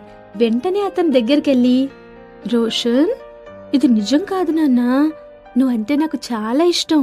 ఈరోజు అరుణ్ వచ్చాడు కదా, అందుకే అని సందేహిస్తూ ఆగిపోయింది. ఒక్కసారి నిస్సహాయంగా అరుణ్ వైపు చూసింది. అరుణ్ కళ్ళు కోపంతో ఎర్రబడ్డాయి. తనకి తన తమ్ముడంటే ఎక్కువ ఇష్టం. అందుకే అరుణ్ తమ్ముణ్ణి బాధ పెట్టాలనుకోలేదు.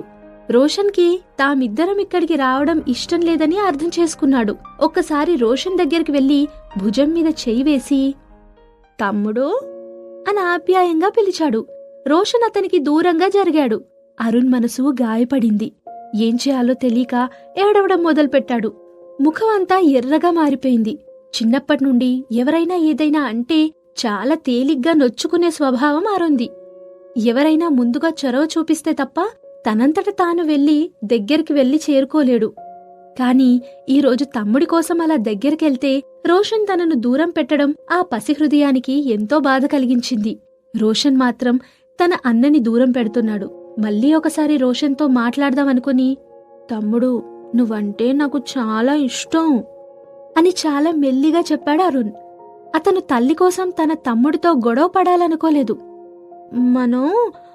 మనం అని మధ్యలో ఆగిపోయాడు అరుణ్. ఏదో చెప్పాలని తాపత్రయపడ్డాడు. కాని అతని మాటలు పెగలడం లేదు. మనసులో మాత్రం, నేను నీ అన్నని, నువ్వు నా తమ్ముడివి, మనమంతా ఒక్క ఫ్యామిలీ అని చెప్పాలనుకున్నాడు. రోషన్ మాత్రం దూరంగా జరిగి వేరే వైపు చూస్తున్నాడు. అతనికి తన తండ్రి కాని అన్నను కాని చూడాలని లేదు. సితార ఇంకా సహించలేక అతని దగ్గరికెళ్ళి, రోషన్, ఆపు నీ మొండితనం. అరుణ్ దగ్గరకొస్తుంటే ఎందుకలా దూరం వెళ్ళిపోతున్నావు? ఇదేనా నీకు స్కూల్లో నేర్పింది అని కోపంగా అడిగింది. రోషన్ ఒకసారి తల్లివైపు చూశాడు. అతని కళ్ళలో నిస్సహాయత కనిపించింది. అది కాదమ్మా, నాకు డాడీ వద్దు, అన్నయ్య కూడా వద్దు, అమ్మ ఒక్కతే కావాలి అని ఏడుస్తూ చెప్పాడు. ఆ మాటలు వినగానే అరుణ్ ఎక్కడివాడక్కడే నిలిచిపోయాడు. రిత్విక్ మాత్రం నిశ్శబ్దంగా ఉండిపోయాడు. అతనిలో ఒక రకమైన స్తబ్దత ఏర్పడింది. ఆ రోజు రోషన్ తనకి వార్నింగ్ ఇచ్చినప్పుడే తన నుండి ఇటువంటిది ఎక్స్పెక్ట్ చేశాడు రిత్విక్. తన తల్లి విషయంలో రోషన్ చాలా పొజిటివ్గా ఉంటాడని రిత్విక్కి తెలుసు. రోషన్, నువ్వు గుడ్ బాయ్ కదా, అనవసరంగా అల్లరి చెయ్యకు అంది సితార. తన మీద రోషన్ ఇంతలా ప్రేమను పెంచుకుంటాడని ఆమె ఊహించుకోలేకపోయింది. నేనేం అల్లరి చేయలేదమ్మా, నాకు వాళ్ళిద్దరు అంటే ఇష్టం లేదు, నాకు అమ్మ ఒక్కతే కావాలి, ఇంకెవరూ వద్దు అంటూ ఆమెను గట్టిగా హత్తుకున్నాడు. రోషన్ అని అతని నుదిటి మీద చెయ్యి వేస్తూ నిట్టూరుస్తూ అంది సితార. ఆమె మనసులో ఏదో ఒక మూల బాధగా ఉంది. ఇంతకుముందు రోషన్ ఎప్పుడూ ఈ విధంగా ప్రవర్తించలేదు. అతని కళ్ళలో బాధ, భయం స్పష్టంగా కనబడుతున్నాయి. రోషన్, అతను నీ అన్నయ్య. అమ్మలాగే నిన్ను ప్రేమిస్తాడు. నీకెటువంటి కష్టం రాకుండా కాపాడుతాడు. నువ్వు అమ్మని ప్రేమించినట్టే మీ అన్నయ్యని కూడా ప్రేమించాలి అని నచ్చజెప్పడానికి ప్రయత్నించింది సితార. ఆమె మాటలకు అరుణ్ ఆశగా రోషన్ వైపు చూశాడు. ఒక క్షణం ఇద్దరి చూపులు కలుసుకున్నాయి. అరుణ్ ఇంకా రోషన్ అచ్చం ఒకే పోలికలో ఉంటారు. ఇద్దరూ పక్కపక్క నిలబడితే ఎవరెవరో చెప్పడం కూడా కష్టమే. తన తల్లి ఎంతగా ప్రేమించినా కాని రోషన్ ముఖంలో ద్వేషం మాత్రం అలాగే ఉంది. ఏం చేయాలో తెలియక, నువ్విలాగే పెంకిగా ప్రవర్తిస్తే నేను నీ మీద కోపం తెచ్చుకోవాల్సి ఉంటుంది అని చాలా బాధపడుతూనే ఆ మాట అంది సితార. అమ్మకి నేనంటే ఇష్టం లేదు, అయితే ఇంక నాకు కూడా అమ్మ అంటే ఇష్టం లేదు అని చెప్పి వేగంగా అక్కడి నుండి బెడ్రూంలోకి పారిపోయాడు రోషన్. లివింగ్ రూంలో ఉన్న ముగ్గురు ఒకరి ముఖం ఒకరు చూసుకున్నారు. అమ్మా, తమ్ముడు నా వల్ల ఏమైనా బాధపడ్డా అని కొంతసేపటి తర్వాత అరుణ్ అడిగాడు. రూంలో బెడ్ మీద పడుకుని దుప్పట్లో దూరిపోయాడు రోషన్. మెల్లిగా వెళ్లి అతన్ని పిలిచాడు అరుణ్. ఏం కావాలి అని కోపంగా అన్నాడు. తమ్ముడు, నువ్వంటే నాకు చాలా ఇష్టం అని చాలా కష్టం మీద ఆ మాట పలికాడు అరుణ్. నాకు తెలుసు అని ముభావంగా సమాధానం చెప్పాడు. మళ్లీ దుప్పట్లోకి దూరిపోయాడు రోషన్. అతన్ని పక్కకి జరిగి దుప్పటి పైకి లాగి, నీకు నేనంటే ఇష్టం లేకపోయినా పర్వాలేదు, నిన్నెప్పుడూ నేను కాపాడుకుంటాను, అమ్మ కోసం నీతో గొడవ పడతానని అనుకుంటున్నావు కదా అని అడిగాడు రోషన్. రోషన్ మాట్లాడడానికి ఇష్టపడలేదు. బాధపడకు రోషన్, అమ్మ కోసం నేను నీతో గొడవ పడను. నేను నీ అన్నయ్యను కాబట్టి నీకేది కావాలంటే అది ఇస్తాను అని తమ్ముని సముదాయించాలనుకున్నాడు అరుణ్. నువ్వేం నాకు ఇవ్వక్కర్లేదు, అమ్మ నాదసలు అని కోపంతో అన్నాడు రోషన్. నిజానికి రోషన్ని మొట్టమొదటిసారి కలిసినప్పటి నుండి అరుణ్కి అతనంటే ఇష్టం పెరిగింది. అందుకే రోషన్ ఎంత దూరం పెడుతున్నా కానీ అతని దగ్గరికి వెళ్తూ ఉన్నాడు అరుణ్. కోపం తెచ్చుకోకు తమ్ముడు, ఈరోజు తప్పంతా నాదే, నేనే నిన్ను టీజ్ చేయడానికి కావాలని అలా చేశా, కానీ నువ్వు బాధపడ్డావు. ఐఎమ్ సారీ తమ్ముడు, ఇంకెప్పుడు అలా చెయ్యను అని చాలా నిజాయితీగా చెప్పాడు అరుణ్. అతని మాటల్లో సిన్సియారిటీకి రోషన్ కదిలిపోయాడు. తన అన్న ప్రేమ అతనిలో కోపాన్ని తగ్గించింది. అరుణ్ తన తమ్ముణ్ణి దుప్పట్లో నుండే గట్టిగా హత్తుకున్నాడు. రోషన్ ముఖం ఆనందంతో ఎర్రబడింది. ఆ తర్వాత చాలాసేపు గది మొత్తం నిశ్శబ్దంగా ఉండిపోయింది. కొంతసేపటికి దుప్పటి కింద ఒక బాక్స్ పెట్టాడు అరుణ్. అందులో ఏముందో అరుణ్కి తప్ప ఇంకెవరికీ తెలీదు. ఇది మీ అన్న నీకిస్తున్న గిఫ్ట్ అనుకో రోషన్, తీసుకో అని చెప్పి ఇచ్చాడు అరుణ్. అక్కడికి వచ్చే ముందు తన చేతితో స్వయంగా ఆ గిఫ్ట్ తయారు చేశాడు అరుణ్. ఆ తర్వాత దూరమవుతున్న అడుగుల చప్పుడు విన్నాడు రోషన్. ఒకసారి తలుపు మూసిన శబ్దం రాగానే వెంటనే దుప్పట్లో నుండి తల పైకెత్తాడు. చాలా అందంగా గిఫ్ట్ ర్యాప్ చేయబడి ఉన్న ఒక బాక్స్ అతనికి కనిపించింది. అరుణ్ తననుకున్నంత చెడ్డవాడు కాడని రోషన్ కనిపించింది. తన అన్న తనకి గిఫ్ట్ ఇచ్చాడని తెలుసుకుని రోషన్ పెదవుల మీద అప్రయత్నంగా ఒక చిరునవ్వు వెలిసింది. ఇంటికి తిరిగి వెళ్లేటప్పుడు ప్యాసింజర్ సీట్లో ఆనందంగా కూర్చున్నాడు అరుణ్. అతని ముఖంలో తెలియని సంతృప్తి కనిపించింది. డ్రైవింగ్ చేస్తున్న రిత్విక్ తన కొడుకు కళ్ళలో ఆనందాన్ని గమనించాడు. మీ తమ్ముడికి నువ్వేం గిఫ్ట్ ఇచ్చావు నాన్నా అని అడిగాడు రిత్విక్. అది సీక్రెట్ డాడీ, నేను నీకు కూడా చెప్పను. కానీ తమ్ముడికి మాత్రం నేనిచ్చిన గిఫ్ట్ బాగా నచ్చుతుంది అని నవ్వుతూ నమ్మకంగా చెప్పాడు. కానీ మీ తమ్ముడికి నువ్వంటే పెద్దగా ఇష్టం లేదేమో అని సరదాగా కొడుకుని టీజ్ చేస్తూ అన్నాడు రిత్విక్. నా తమ్ముడికి నేను ఖచ్చితంగా నచ్చుతాను అని అతని మాటలు పట్టించుకోకుండా కిటికీలోంచి బయటకు చూస్తూ అన్నాడు అరుణ్. సితార ఆ రోజు రాత్రి నిద్రపోయే ముందు రోషన్ రూంలోకెళ్లి చూస్తే అతనింకా గిఫ్ట్ చేతిలో పట్టుకునున్నాడు. బాక్స్ పైనున్న గిఫ్ట్ ర్యాప్ ఇంకా అలాగే ఉంది. ఆమె నెమ్మదిగా అతని బెడ్ దగ్గరికెళ్ళింది. ఆమె రావడం చూసి ఆ గిఫ్ట్ ని దిండు కింద దాచేశాడు రోషన్. ఏంటి నాన్నా, మీ అన్నయ్య నీ గిఫ్ట్ ఇచ్చాడా అని అడిగింది. అవును, గిఫ్ట్ ఇచ్చాడు. నాకు ఇష్టం లేదు, కానీ చూడ్డానికి మాత్రం గిఫ్ట్ చాలా బాగుంది అని బుంగమూతి పెట్టుకుని చెప్పాడు రోషన్. ఆ మాటలు విని సితార చిన్నగా నవ్వింది. హే రోషన్, లోపల ఏముందో ఓపెన్ చేసి చూద్దామా అని అతని వైపు చూస్తూ తమాషాగా అడిగింది సితార. వద్దు వద్దు, ఈ గిఫ్ట్ ర్యాపింగ్ చాలా బాగుంది అని అన్నాడు. పైకలా అన్నా కాని లోపల అతనికి కూడా గిఫ్ట్ లో ఏముందో చూడాలని చాలా ఆసక్తిగా ఉంది. సితార కూడా ఆ విషయం తెలుసు, కానీ తను బయటపడితే మరింత ముడుచుకుపోతాడని ఆమెకు తెలుసు. అందుకే అతన్ని పట్టుకుని బుగ్గ మీద ముద్దు పెట్టుకుని, రోషన్, అమ్మకి నువ్వంటే చాలా ఇష్టం. నీ తర్వాతే ఎవరైనా. నా మనసులో నీ చోటునెవ్వరూ రీప్లేస్ చేయలేరు. త్వరగా పడుకోనన్నా, మళ్ళీ రేపు ఉదయం త్వరగా లేవాలి అని చెప్పి ఆఖరిసారి తన నుదుటి మీద ముద్దు పెట్టుకుంది సితార. సరే అమ్మా అని బుద్ధిగా తలూపాడు రోషన్. బెడ్ మీద నుండి లేచి డోర్ దగ్గరికెళ్లి ఒక్కసారి వెనక్కి తిరిగి చూసింది. రోషన్ ముఖం ఇప్పటికూడా ఒక రకమైన నిర్లిప్తత కనబడుతోంది. చిన్నగా నిట్టూర్చి అక్కడి నుండి వెళ్లిపోయింది సితార.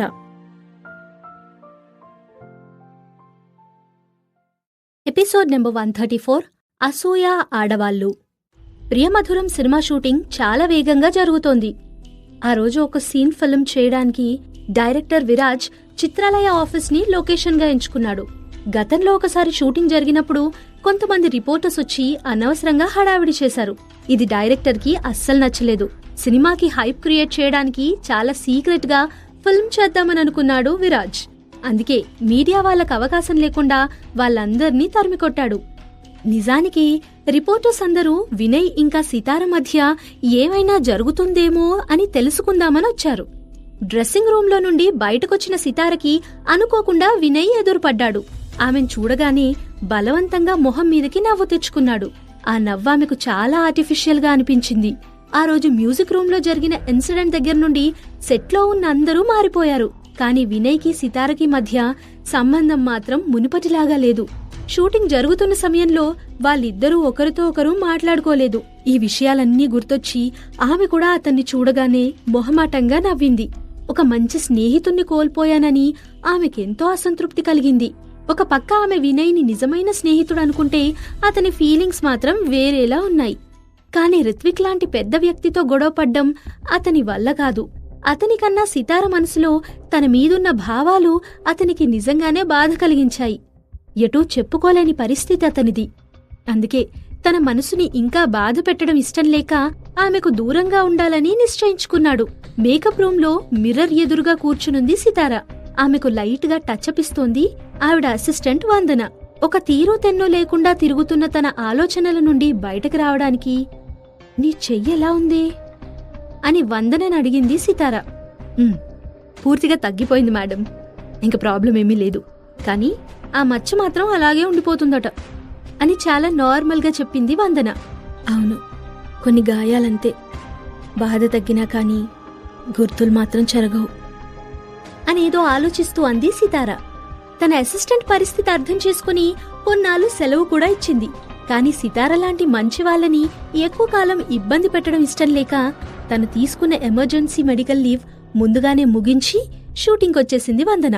షూటింగ్ లోకి రాగానే సారిక కూడా కొంతకాలంగా సెట్లో కనిపించట్లేదని తెలుసుకుని ఊపిరి పీల్చుకుంది. సారిక ఈ సినిమా కాకుండా ఇంకో సినిమా కూడా ఒప్పుకోవడం వల్ల ఆమె రెగ్యులర్ గా షూటింగ్ స్పాట్ లోకి రావడం లేదు. చాలా మంది నటీనటులు ఒకే సమయంలో 2-3 ప్రాజెక్ట్స్ ఒప్పుకుంటూ ఉంటారు. కానీ డైరెక్టర్ విరాజ్ కి ఈ వర్కింగ్ స్టైల్ అస్సలు నచ్చడం లేదు.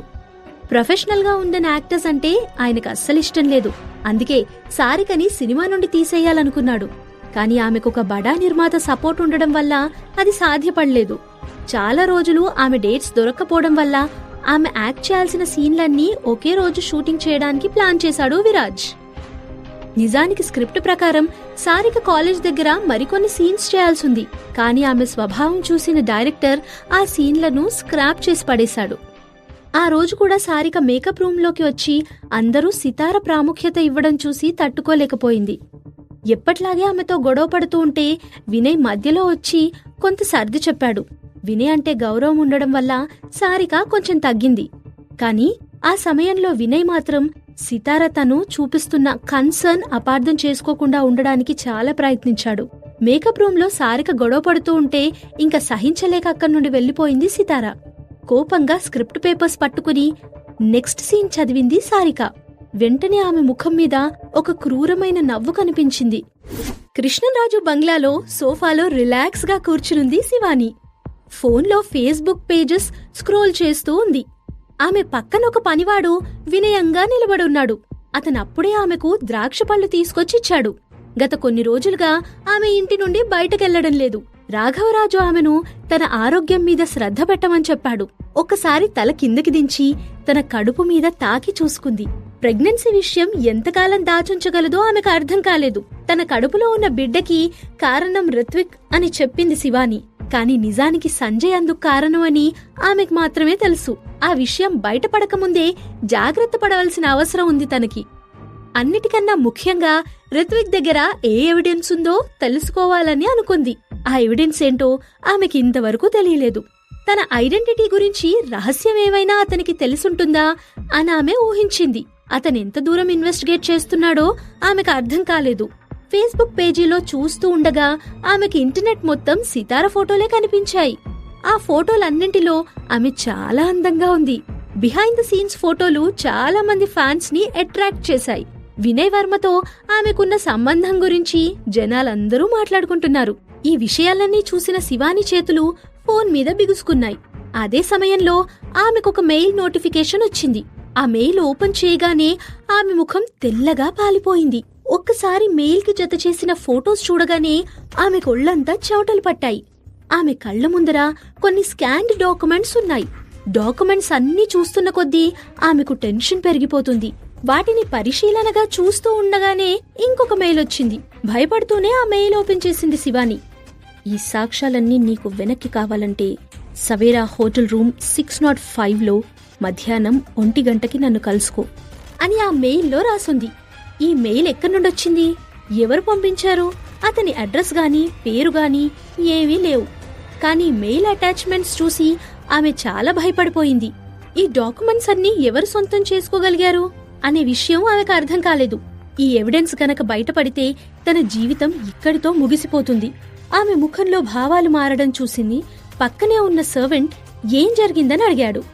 గెట్ అవుట్ యూ ఇడియట్, అనవసరంగా నన్ను విసిగించావంటే ఉద్యోగంలో నుండి తీసి పడేస్తా అని కోపంగా అతన్ని కసురుకుంది శివాని. ఆమె కోపానికి భయపడి అక్కడి నుండి వెళ్లిపోయాడు సర్వెంట్. ఫ్రస్ట్రేషన్తో లేచి నుంచుని కొన్నిసార్లు అటూ ఇటూ పచార్లు చేసింది శివాని. అసలు ఆ మెయిల్ ఎవరు పంపించారు, అతను చెప్పినట్టుగా హోటల్కి వెళ్లాలో వెళ్లకూడదో ఆమెకేమీ అర్థం కాలేదు. తెలియని వ్యక్తిని కలవడానికి ఆమె కొంచెం భయం వేసింది. అయినా కూడా తాతగారు ఆమెను బయటకెళ్లకుండా నిరోధించారు. ప్రెగ్నెన్సీలో ఫస్ట్ ట్రైమిస్టర్ అన్నిటికన్నా ముఖ్యమని ఆయన తగిన జాగ్రత్తలు తీసుకోమని చెప్పారు. శివానికి సంబంధించిన కంపెనీ వర్క్స్ అంతా కూడా వేరే వాళ్ళకి ట్రాన్స్ఫర్ చేసే ఏర్పాట్లు కూడా చేశారు రాఘవరాజు. ఆమె ఇలా ఆలోచిస్తూ ఉండగానే ఇంకొక మెయిల్ వచ్చింది. నువ్వు రాకపోతే మాత్రం ఆ తర్వాత జరగబోయే పరిణామాలన్నిటికీ నన్ను బ్లేమ్ చేయొద్దు అని ఆ మెయిల్ సారాంశం. అది చదవగానే కోపంతో ఆమె పెదాలు బిగుసుకున్నాయి. ఇప్పుడు ఆమెకు హోటల్కి వెళ్లడం తప్ప వేరే మార్గం కనిపించలేదు. చాలాసేపు ఆలోచించిన తరువాత అతను చెప్పిన లొకేషన్కి వెళ్లడానికి నిశ్చయించుకుంది. ఆ రోజు సారిక సితారను చెంపదెబ్బ కొట్టే సీన్ షూట్ చేయడం జరిగింది. మనసులో సితార పట్ల ద్వేషం పెంచుకున్న సారిక కావాలనే ఎక్కువ టేకులు తీసుకుని తన బలమంతా ఉపయోగించి నిజంగానే సితారను కొట్టింది. ఎక్కువసార్లు అలా దెబ్బలు తినడంతో సితార సెట్లోనే స్పృహ తప్పి పడిపోయింది. అందరూ పరిగెత్తుకుంటూ ఆమె దగ్గరకొచ్చారు. వినయ్ వర్మ కంగారుగా ఆమె దగ్గరికి వెళ్లబోతుంటే ఒక చెయ్యి అతన్ని పట్టుకుని పక్కకు లాగింది. కొంచెం పక్కకి తూలిన వినయ్ తనని తాను సంభాళించుకుని లేచి నిలబడి చూస్తే అప్పటికే సితార దగ్గరికి చేరుకున్నాడు రిత్విక్. సెట్లో అందరూ అతన్ని చూసి ఆశ్చర్యపోయారు. రిత్విక్ కంగారుగా తన దగ్గరికెళ్లి ఆమెను తన కౌగిట్లో తీసుకున్నాడు. ప్రొడక్షన్ టీమంతా ఆమె చుట్టూ మూగారు.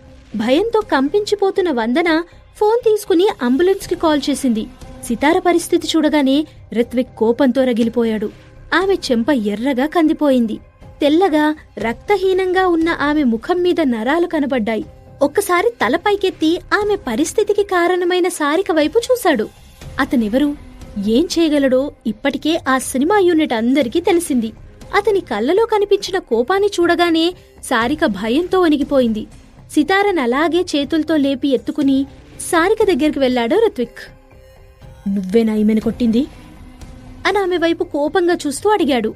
ఆమె తల కిందికి దించుకుని ఏమీ సమాధానం చెప్పలేదు. సితార పరిస్థితి చూసి తట్టుకోలేకపోయిన వందన, "సార్, షూటింగ్ చేస్తున్నట్లు నటిస్తూ నిజంగానే మేడంని కొట్టింది. సెట్లో అందరికీ ఆమె కావాలని చేసిందన్న విషయం తెలుసు" అని ఏడుస్తూ రిత్విక్కి కంప్లైంట్ చేసింది. "అవును సార్, మేమందరం చూసాం. మొదటి రోజు నుండి సారిక గారు సితార మేడంని టార్గెట్ చేయడం మొదలుపెట్టారు" అని ప్రొడక్షన్ టీంలో ఉన్న వాళ్లు కూడా చెప్పారు. ఒకరు మాట్లాడడం చూసి మిగిలిన ఆర్టిస్టులు, సెట్లో ఉన్న ప్రొడక్షన్ స్టాఫ్ ఇంకా అందరూ కూడా గొంతు కలిపారు. అందరూ ఏకకంఠంతో సారికను నిందించారు. సారిక తనని తాను డిఫెండ్ చేసుకోవడానికి ట్రై చేసినా వీలు కాలేదు. అందరూ మాట్లాడటం పూర్తి చేయగానే రిత్విక్ నెమ్మదిగా వెళ్లి ఆమె గొంతు పట్టుకున్నాడు. ఎంత ట్రై చేసినా ఆమె అతని చేతి నుండి విడిపించుకోలేకపోయింది. ఊపిరాడక దగ్గడం మొదలుపెట్టింది. ఎవ్వరూ కూడా అతన్ని ఆపే ప్రయత్నం చేయలేకపోయారు. ఇంకొంతసేపుంటే ఆమె ప్రాణాలు గాల్లో కలిసిపోయేటట్లు అనిపిస్తున్నాయి. సారిక గిలగిలా కొట్టుకుంటూనే సహాయం కోసం వినయ్ వర్మ వైపు చూసింది. ఆమె చూపుల్ని ఇగ్నోర్ చేశాడు వినయ్. ఒకవేళ రిత్విక్ కనుక యాక్షన్ తీసుకోకపోయి ఉంటే వినయ్ వర్మ కూడా ఖచ్చితంగా అదే పని చేసేవాడు. దాదాపు సారిక ప్రాణాలు పోయే స్థితికి వచ్చేసరికి అంబులెన్స్ వచ్చింది. అలా అంబులెన్స్ వచ్చిందని ప్రొడక్షన్ స్టాఫ్ ఎవరో గట్టిగా అరవగానే ఆమెను స్ట్రెచర్ మీద అంబులెన్స్ లోకి తీసుకెళ్లారు. లోపల ఉన్న డాక్టర్ ప్రిలిమినరీ చెక్ చేసిన తర్వాత ఇంటర్నల్ బ్లీడింగ్ అయినట్టు అనిపిస్తుంది. హాస్పిటల్కి తీసుకెళ్లి అన్ని టెస్టులు చేసిన తర్వాత మిగిలిన వివరాలు చెప్పగలం అని డైరెక్టర్ విరాజ్తో అన్నాడు. అంబులెన్స్ అక్కడి నుండి వెళ్లిపోతుంటే డైరెక్టర్ విరాజ్ కూడా ఫాలో అవ్వాలనుకున్నాడు. కాని రిత్విక్ ఆయన్ని సీరియస్ గా చూడ్డంతో ఆ ప్రయత్నం విరమించుకున్నాడు. "మిస్టర్ విరాజ్, ఈరోజు షూటింగ్ జరిగిన వీడియో టేప్స్ అన్నీ నా ఆఫీస్కి పంపించండి" అని విరాజ్కి చెప్పి, "ఈరోజు జరగవలసిన మీటింగ్ పోస్ట్పోన్ అయిందని బోర్డ్ ఆఫ్ డైరెక్టర్స్కి ఇన్ఫార్మ్ చెయ్యి" అని గోపాల్కి హుకుం జారీ చేశాడు. ఆ తర్వాత, "ఈమె మీద ఒక కన్నేసుంచు. ఈమె సంగతి ఏం చేయాలో నేను చెప్పే వరకు వెయిట్ చెయ్యి" అని సారిక వైపు చూస్తూ అన్నాడు. "ఎస్ బాస్" అని వినయంగా తలూపాడు గోపాల్. ఆ తర్వాత తన కార్లో అంబులెన్స్ ని ఫాలో చేస్తూ వెళ్లాడు రిత్విక్. అతను అక్కడి నుండి వెళ్లిపోయిన తర్వాత గోపాల్ ఫోన్ తీసుకుని ఎవరికో కాల్ చేశాడు. కొంత సమయానికి బ్లాక్ సూట్ వేసుకున్న కొంతమంది వ్యక్తులు వచ్చి సారికను బలవంతంగా ఒక కార్లో ఎక్కించుకుని తీసుకెళ్లిపోయారు. విచిత్రంగా ఈరోజు సోనం కూడా సారికకు వ్యతిరేకంగా సాక్ష్యం చెప్పింది. ఈ గొడవంతా సద్దుమణిగిన తర్వాత తన అసిస్టెంట్ సోనం అడిగితే, "నేను హెల్ప్ చేశాననుకుంటున్నావేమో, నాకు నేనే హెల్ప్ చేసుకున్నాను. నిజానికి సితారంటే నాకిష్టం లేకపోయినా ఆమంటే ద్వేషం లేదు. అందులోనూ ఈరోజు సారిక బిహేవియర్ చాలా వరస్ట్గా ఉంది. ఈ టైంలో కూడా మనం నోరెత్తకపోతే రేపు మనకు కూడా అలాంటి పరిస్థితే రావచ్చు" అని చెప్పింది సోనం. నిజానికి సోనం చాలా మంచి అమ్మాయి. ఇండస్ట్రీకొచ్చిన తర్వాత అందర్నీ చూసి ఆమె ఎవరితో ఎలా తెలివిగా ప్రవర్తించాలో నేర్చుకుంది. కాని కల్మషం లేని సితార స్వభావం చూసి ఆమె కూడా సితారపై అభిమానం పెంచుకుంది. ఒకసారి షూటింగ్ టైంలో సోనం కళ్ళు తిరిగి పడిపోతే ఆమెకు ఫస్ట్ ఎయిడ్ చేసి దగ్గరుండి సపర్యలు చేసింది సితార. అప్పటినుండి సోనంకి సితార మీదున్న అభిప్రాయం మారిపోయి ఆమంటే మరింత అభిమానం పెరిగింది. సితారకి సారికకి మధ్య వ్యత్యాసం ఆమెకు మెల్లిమెల్లిగా అర్థం కావడం మొదలుపెట్టింది. అందుకే ఈరోజు సారికకి వ్యతిరేకంగా సాక్ష్యం చెప్పింది.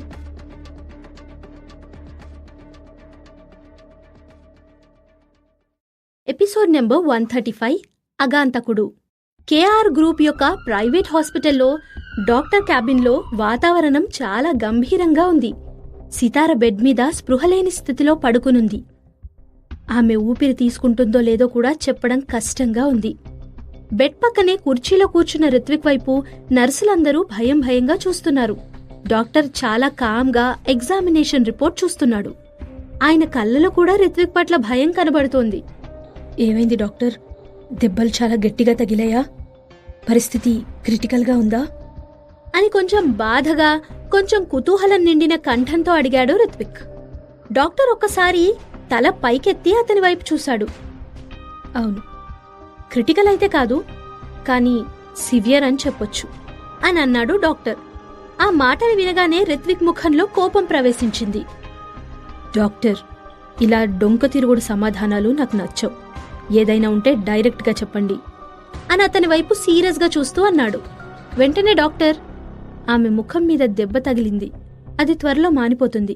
కానీ ఆమె ఎడమ కన్ను మీద కొంచెం దెబ్బ గట్టిగా తగిలింది. కంటి లోపలి భాగాల్లో హ్యామరేజ్ అయింది. ఆల్రెడీ కోల్డ్ కంప్రెస్తో ట్రీట్ చేశాం. కొన్ని రోజుల్లో అది కూడా తగ్గిపోతుంది అని సమాధానం చెప్పాడు.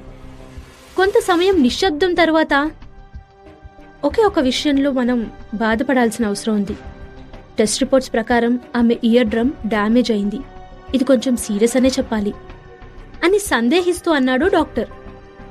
సీరియసా? అంటే మీ ఉద్దేశం ఏంటి? అసలు ఇయర్ డ్రమ్ డ్యామేజ్ అయిందంటే అర్థమేంటి అని కొంచెం కంగారుగా అడిగాడు రిత్విక్. సితార మేడం అదే పనిగా చంపదెబ్బలు తినడం వల్ల చెవి లోపలున్నటువంటి మెంబ్రెయిన్ కొద్దిగా చిరిగింది. కానీ దిగులు పడాల్సిన అవసరం లేదు.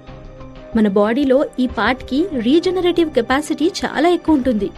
ప్రాపర్ కేర్ తీసుకుంటే 2 వారాల్లోనే యథాస్థానానికి చేరుకుంటుంది అని డాక్టర్ వివరించాడు.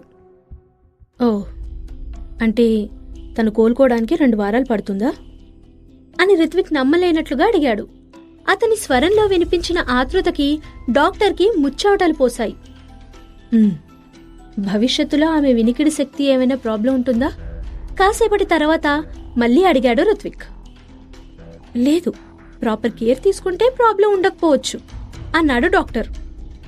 With all due respect doctor, ఉండకపోవచ్చు, జరక్కపోవచ్చు, అలాంటి ఆన్సర్స్ నాకొద్దు. నేను చెప్పేది జాగ్రత్తగా వినండి. లోపల మెంబ్రెయిన్ చెడిపోయింది, ఇంటర్నల్ హ్యామరేజ్ అయింది, ఇయర్ డ్రమ్ పాడైపోయింది. ఇలాంటివి నాకు తెలియవు. ఆమెకు ఎటువంటి హాని జరగకూడదనేది, అది నాకు కావాల్సింది. ఆమెకి ఏదైనా జరిగితే అనేం చెప్పాలో తెలియక ఆగిపోయాడు రిత్విక్. అతని కళ్ళలో భావాన్ని డాక్టర్ అర్థం చేసుకున్నాడు. ఆమెను తిరిగి మామూలు మనిషిని చేయడానికి తన శక్తి వంచన లేకుండా కృషి చేస్తానని భరోసా ఇచ్చాడు. సితారకి ఏమైనా జరగరానిది జరిగితే తన ఉద్యోగం పోతుందని కూడా డాక్టర్కి బాగా తెలుసు. రిత్విక్ ఆమె దగ్గరికెళ్లి ఆమె ముఖం మీద చెయ్యి పెట్టి నిమిరాడు. ఇంకా ఎర్రగా కందున్న ఆమె బుగ్గని చూడగానే అతని కోపం రెట్టింపైంది. అయినా సారిక కావాలని చేస్తుందని తెలిసినా సితార ఎందుకు రియాక్ట్ కాలేదో రిత్విక్ అర్థం కాలేదు. తన ముందర మాత్రం చాలా పొగరుగా మాట్లాడుతూ ఉంటుంది. ఎవరైనా తనను అకారణంగా కొడితే మాత్రం చూస్తూ ఉంటుంది. ఆమెనెలా అర్థం చేసుకోవాలో రిత్విక్కి తెలియడం లేదు. అక్కడి నుండి ఆమెను వేరే రూమ్కి షిఫ్ట్ చేయడానికి వార్డ్ బాయ్స్ ట్రై చేస్తూ ఉంటే అనుకోకుండా సితారకి చిన్న దెబ్బ తగిలింది. యూ ఇడియట్స్, ఒక్క పని కూడా సరిగ్గా చేయడం రాదు అంటూ వాళ్ళని తిట్టి సితారని తనే ఎత్తుకుని ఆ రూంలోకి తీసుకెళ్లాడు. నడిచి వెళ్తున్న సమయంలో స్పృహలో లేని సితార తనకి తెలియకుండానే అతన్ని గట్టిగా పట్టుకుంది. ఆ సమయంలో రిత్విక్ మనసుకి ఎంతో హాయి కలిగింది. తెలిసో తెలియకో సితార తనని దగ్గరవాడిగా నమ్మిందని ఎంతో ఆనందపడ్డాడు. అప్పటి వరకు కోపంగా ఉన్న అతని మనసు శాంతించింది. ఆమె వైపు ఒక్కసారి చూడగానే అతని పెదవుల మీద ఒక సంతృప్తికరమైన నవ్వు కనిపించింది. ఈ ఫీలింగ్ అతనికి ఎంతో నచ్చింది. జీవితాంతం సితార ఆసరాగా అనుకునే ఒక మనిషిగా ఉండాలి అని కోరుకున్నాడు రిత్విక్. అలా ఆనందిస్తూ ఐసీయూ వైపు దారితీశాడు. సరిగ్గా గడియారం 1 గంట కొట్టే సమయానికి శివాని అనుకున్న ప్రదేశానికి చేరుకుంది. కొత్త ప్రదేశంలో కొత్త వ్యక్తిని కలుస్తూ ఉండడం వల్ల ఆమె పెదవులు భయంతో కొంచెం అదురుతున్నాయి. ఎవరూ తనని గుర్తుపట్టకుండా ఉండడానికి సన్ గ్లాసెస్ పెట్టుకుంది. ఇంతకు ముందర తనకు మెయిల్ పంపిన వ్యక్తి తన దగ్గర ఉన్నవి ఒరిజినల్ మెటర్నిటీ టెస్ట్ రిపోర్ట్స్ అని తెలుసుకుంది. ఆ రిపోర్ట్స్ కనుక రాఘవరాజు కుటుంబం దగ్గరికెళ్తే ఏం జరుగుతుందో ఊహించడానికి ఆమెకు భయంగా ఉంది. శత్రువైనా మిత్రుడైనా ఇప్పుడు అతన్ని మాత్రం కలవడం తప్పనిసరి. ఎందుకంటే అతను పంపిన మెయిల్లో అంతర్గతంగా ఆమెకు బెదిరింపు కనిపించింది. ఇలాంటి వారెంతకైనా తెగిస్తారని ఆమెకు తెలుసు. ఆలోచిస్తూ అతను చెప్పిన రూమ్ నెంబర్ 605లోకి వెళ్లి తలుపు మూసింది. పెద్ద పెద్ద వ్యాపారస్తులు, ఇంటర్నేషనల్ డెలిగేట్స్ ఉండే ఆ హోటల్లో చాలా ప్రైవసీ ఉంటుందని అక్కడికొచ్చే ముందర ఆమె తెలుసుకుంది. మెల్లిగా అడుగులు వేస్తూ చుట్టూ ఉన్న పరిసరాలను పరిశీలించింది. గది మొత్తం చీకటిగా ఉంది. దూరంగా ఉన్న డ్రెస్సింగ్ టేబుల్ మీద ఉన్న మినీ ల్యాంప్ మసక వెలుతురు ప్రసరిస్తోంది. కొంచెం పక్కగా ఉన్న టేబుల్ మీద ఉదయం తనకు మెయిల్ చేసిన డాక్యుమెంట్స్ కనబడుతున్నాయి. వాటిని చూడగానే ఆమె కళ్ళ ఆశ్చర్యంతో పెద్దవయ్యాయి. ఒక్కసారి ఊపిరి తీసుకుని చుట్టూ చూసి డాక్యుమెంట్స్ తీసుకుంది. ఒక్కో పేజీ తిప్పుతూ ఉంటే ఆమె ముఖంలో రంగులు మారిపోయాయి. అందులో ఆమెకు సంబంధించిన డీటెయిల్స్ అన్నీ ఉన్నాయి. తన బయాలజికల్ పేరెంట్స్ దగ్గర నుండి కాంటాక్ట్ డీటెయిల్స్ వరకు మొత్తం అన్ని వివరాలు కలెక్ట్ చేసి ఇన్వెస్టిగేషన్ రిపోర్ట్ అక్కడుంది. తనకు సంబంధించిన వివరాలు ఎవ్వరికీ తెలియకుండా జాగ్రత్త పడింది శివాని. ఆఖరికి DNA రిపోర్ట్ కూడా ఏ ఒక్క డేటాబేస్లో దొరకకుండా తగిన చర్యలు తీసుకుంది. అయినప్పటికీ ఈ రిపోర్ట్స్ అన్నీ ఇక్కడికి ఎలా వచ్చాయో ఆమెకు అర్థం కాలేదు. ఆలోచిస్తున్న కొద్దీ భయంతో ఆమెకు చెమటలు పట్టాయి. శరీరమంతా కంపించిపోయింది. ఏంటి, అన్ని డాక్యుమెంట్స్ చూసేసరికి కళ్ళు తిరిగాయా అని ఆమె వెనక నుండి ఒక బేస్ వాయిస్ వినిపించింది. ఆ వాయిస్ వినేసరికి ఆమె పక్కన బాంబు పడినట్టు ఫీల్ అయింది. పక్కకి తిరిగి చూస్తే ఫుల్ సూట్లో ఉన్న ఒక వ్యక్తి తన వైపే నడుచుకుంటూ రావడం ఆమె కనిపించింది. అతనొక్కో అడుగు వేస్తుంటే ఆమెకు భయం మరింత పెరుగుతోంది. తన కళ్ల ముందర 40 సంవత్సరాల పైబడ్డ ఒక వ్యక్తి ఆమెకు కనిపించాడు. ఖరీదైన ఫ్యాబ్రిక్ తో డిజైన్ చేసిన ఎక్స్పెన్సివ్ సూట్ వేసుకున్నాడతను. ఒక్కసారి చూస్తే చాలు అతడు సమాజంలో గౌరవం, పలుకుబడి ఉన్న ధనవంతుడన్న విషయం తెలుస్తుంది. వయసు పైబడినా కాని అతని ముఖం చాలా కలగా ఉంది. ఎందుకో తెలీదు కాని శివానికి అతన్ని ఇంతకుముందెక్కడో చూసిన భావన కలిగింది. అతనితో తనకింతకుముందే పరిచయం ఉన్నట్లు అనిపిస్తోంది. కాని అతనెవరో స్పష్టంగా చెప్పలేకపోయింది. ఆమె ముఖంలో అనుమానం కనిపించేసరికి అతను చిన్నగా నవ్వాడు. ఆ నవ్వులో ఒక రకమైన రాజసం ఉట్టిపడింది. ఏంటి, నన్నింకా గుర్తుపట్టలేదా అని తన వైపు నోరు తెరుచుకుని చూస్తూ ఉన్న శివానిని అడిగాడతను. ఎక్కడో చూసినట్లుంది, కానీ గుర్తు రావడం లేదు. అస్సలెవ్వరు మీరు అని క్యూరియస్గా అడిగింది శివాని. ఆమె ప్రశ్నకు సమాధానం చెప్పకుండా అతను దర్జాగా సోఫాలో కూర్చుని ఫ్లాస్క్లో ఉన్న టీ కప్పులో పోసుకున్నాడు. అతని ప్రవర్తన చూస్తుంటే ఆమెకింకా టెన్షన్ ఎక్కువైంది. ఒక్కసారి తన చేతిలోని పేపర్స్ వంక భయంగా చూసింది. ఎందుకు అంత నర్వస్గా ఉన్నావు? నేనేమైనా పులినా, సింహాన్నా? డోంట్ వరీ, నేను నిన్ను తినన్లే, ఇలా వచ్చి కూర్చో అని ఆమెకు సీట్ ఆఫర్ చేస్తూ అన్నాడతను. ఆమె ఇంకా ఆలోచిస్తూ ఉంటే, భయపడకు, నేను నిన్నేమి చెయ్యను. ఒకవేళ నేను నీకు హాని చెయ్యాలనుకుంటే నువ్వీపాటికే ఈ భూమి మీద ఉండేదానివి కాదు అని మెల్లిగా చెప్పాడతను. అతని ఆఖరి మాటలు వినగానే ఆమెకు భయంతో నోట మాట రాలేదు. కాని ఆమెకొక విషయం మాత్రం అర్థమైంది.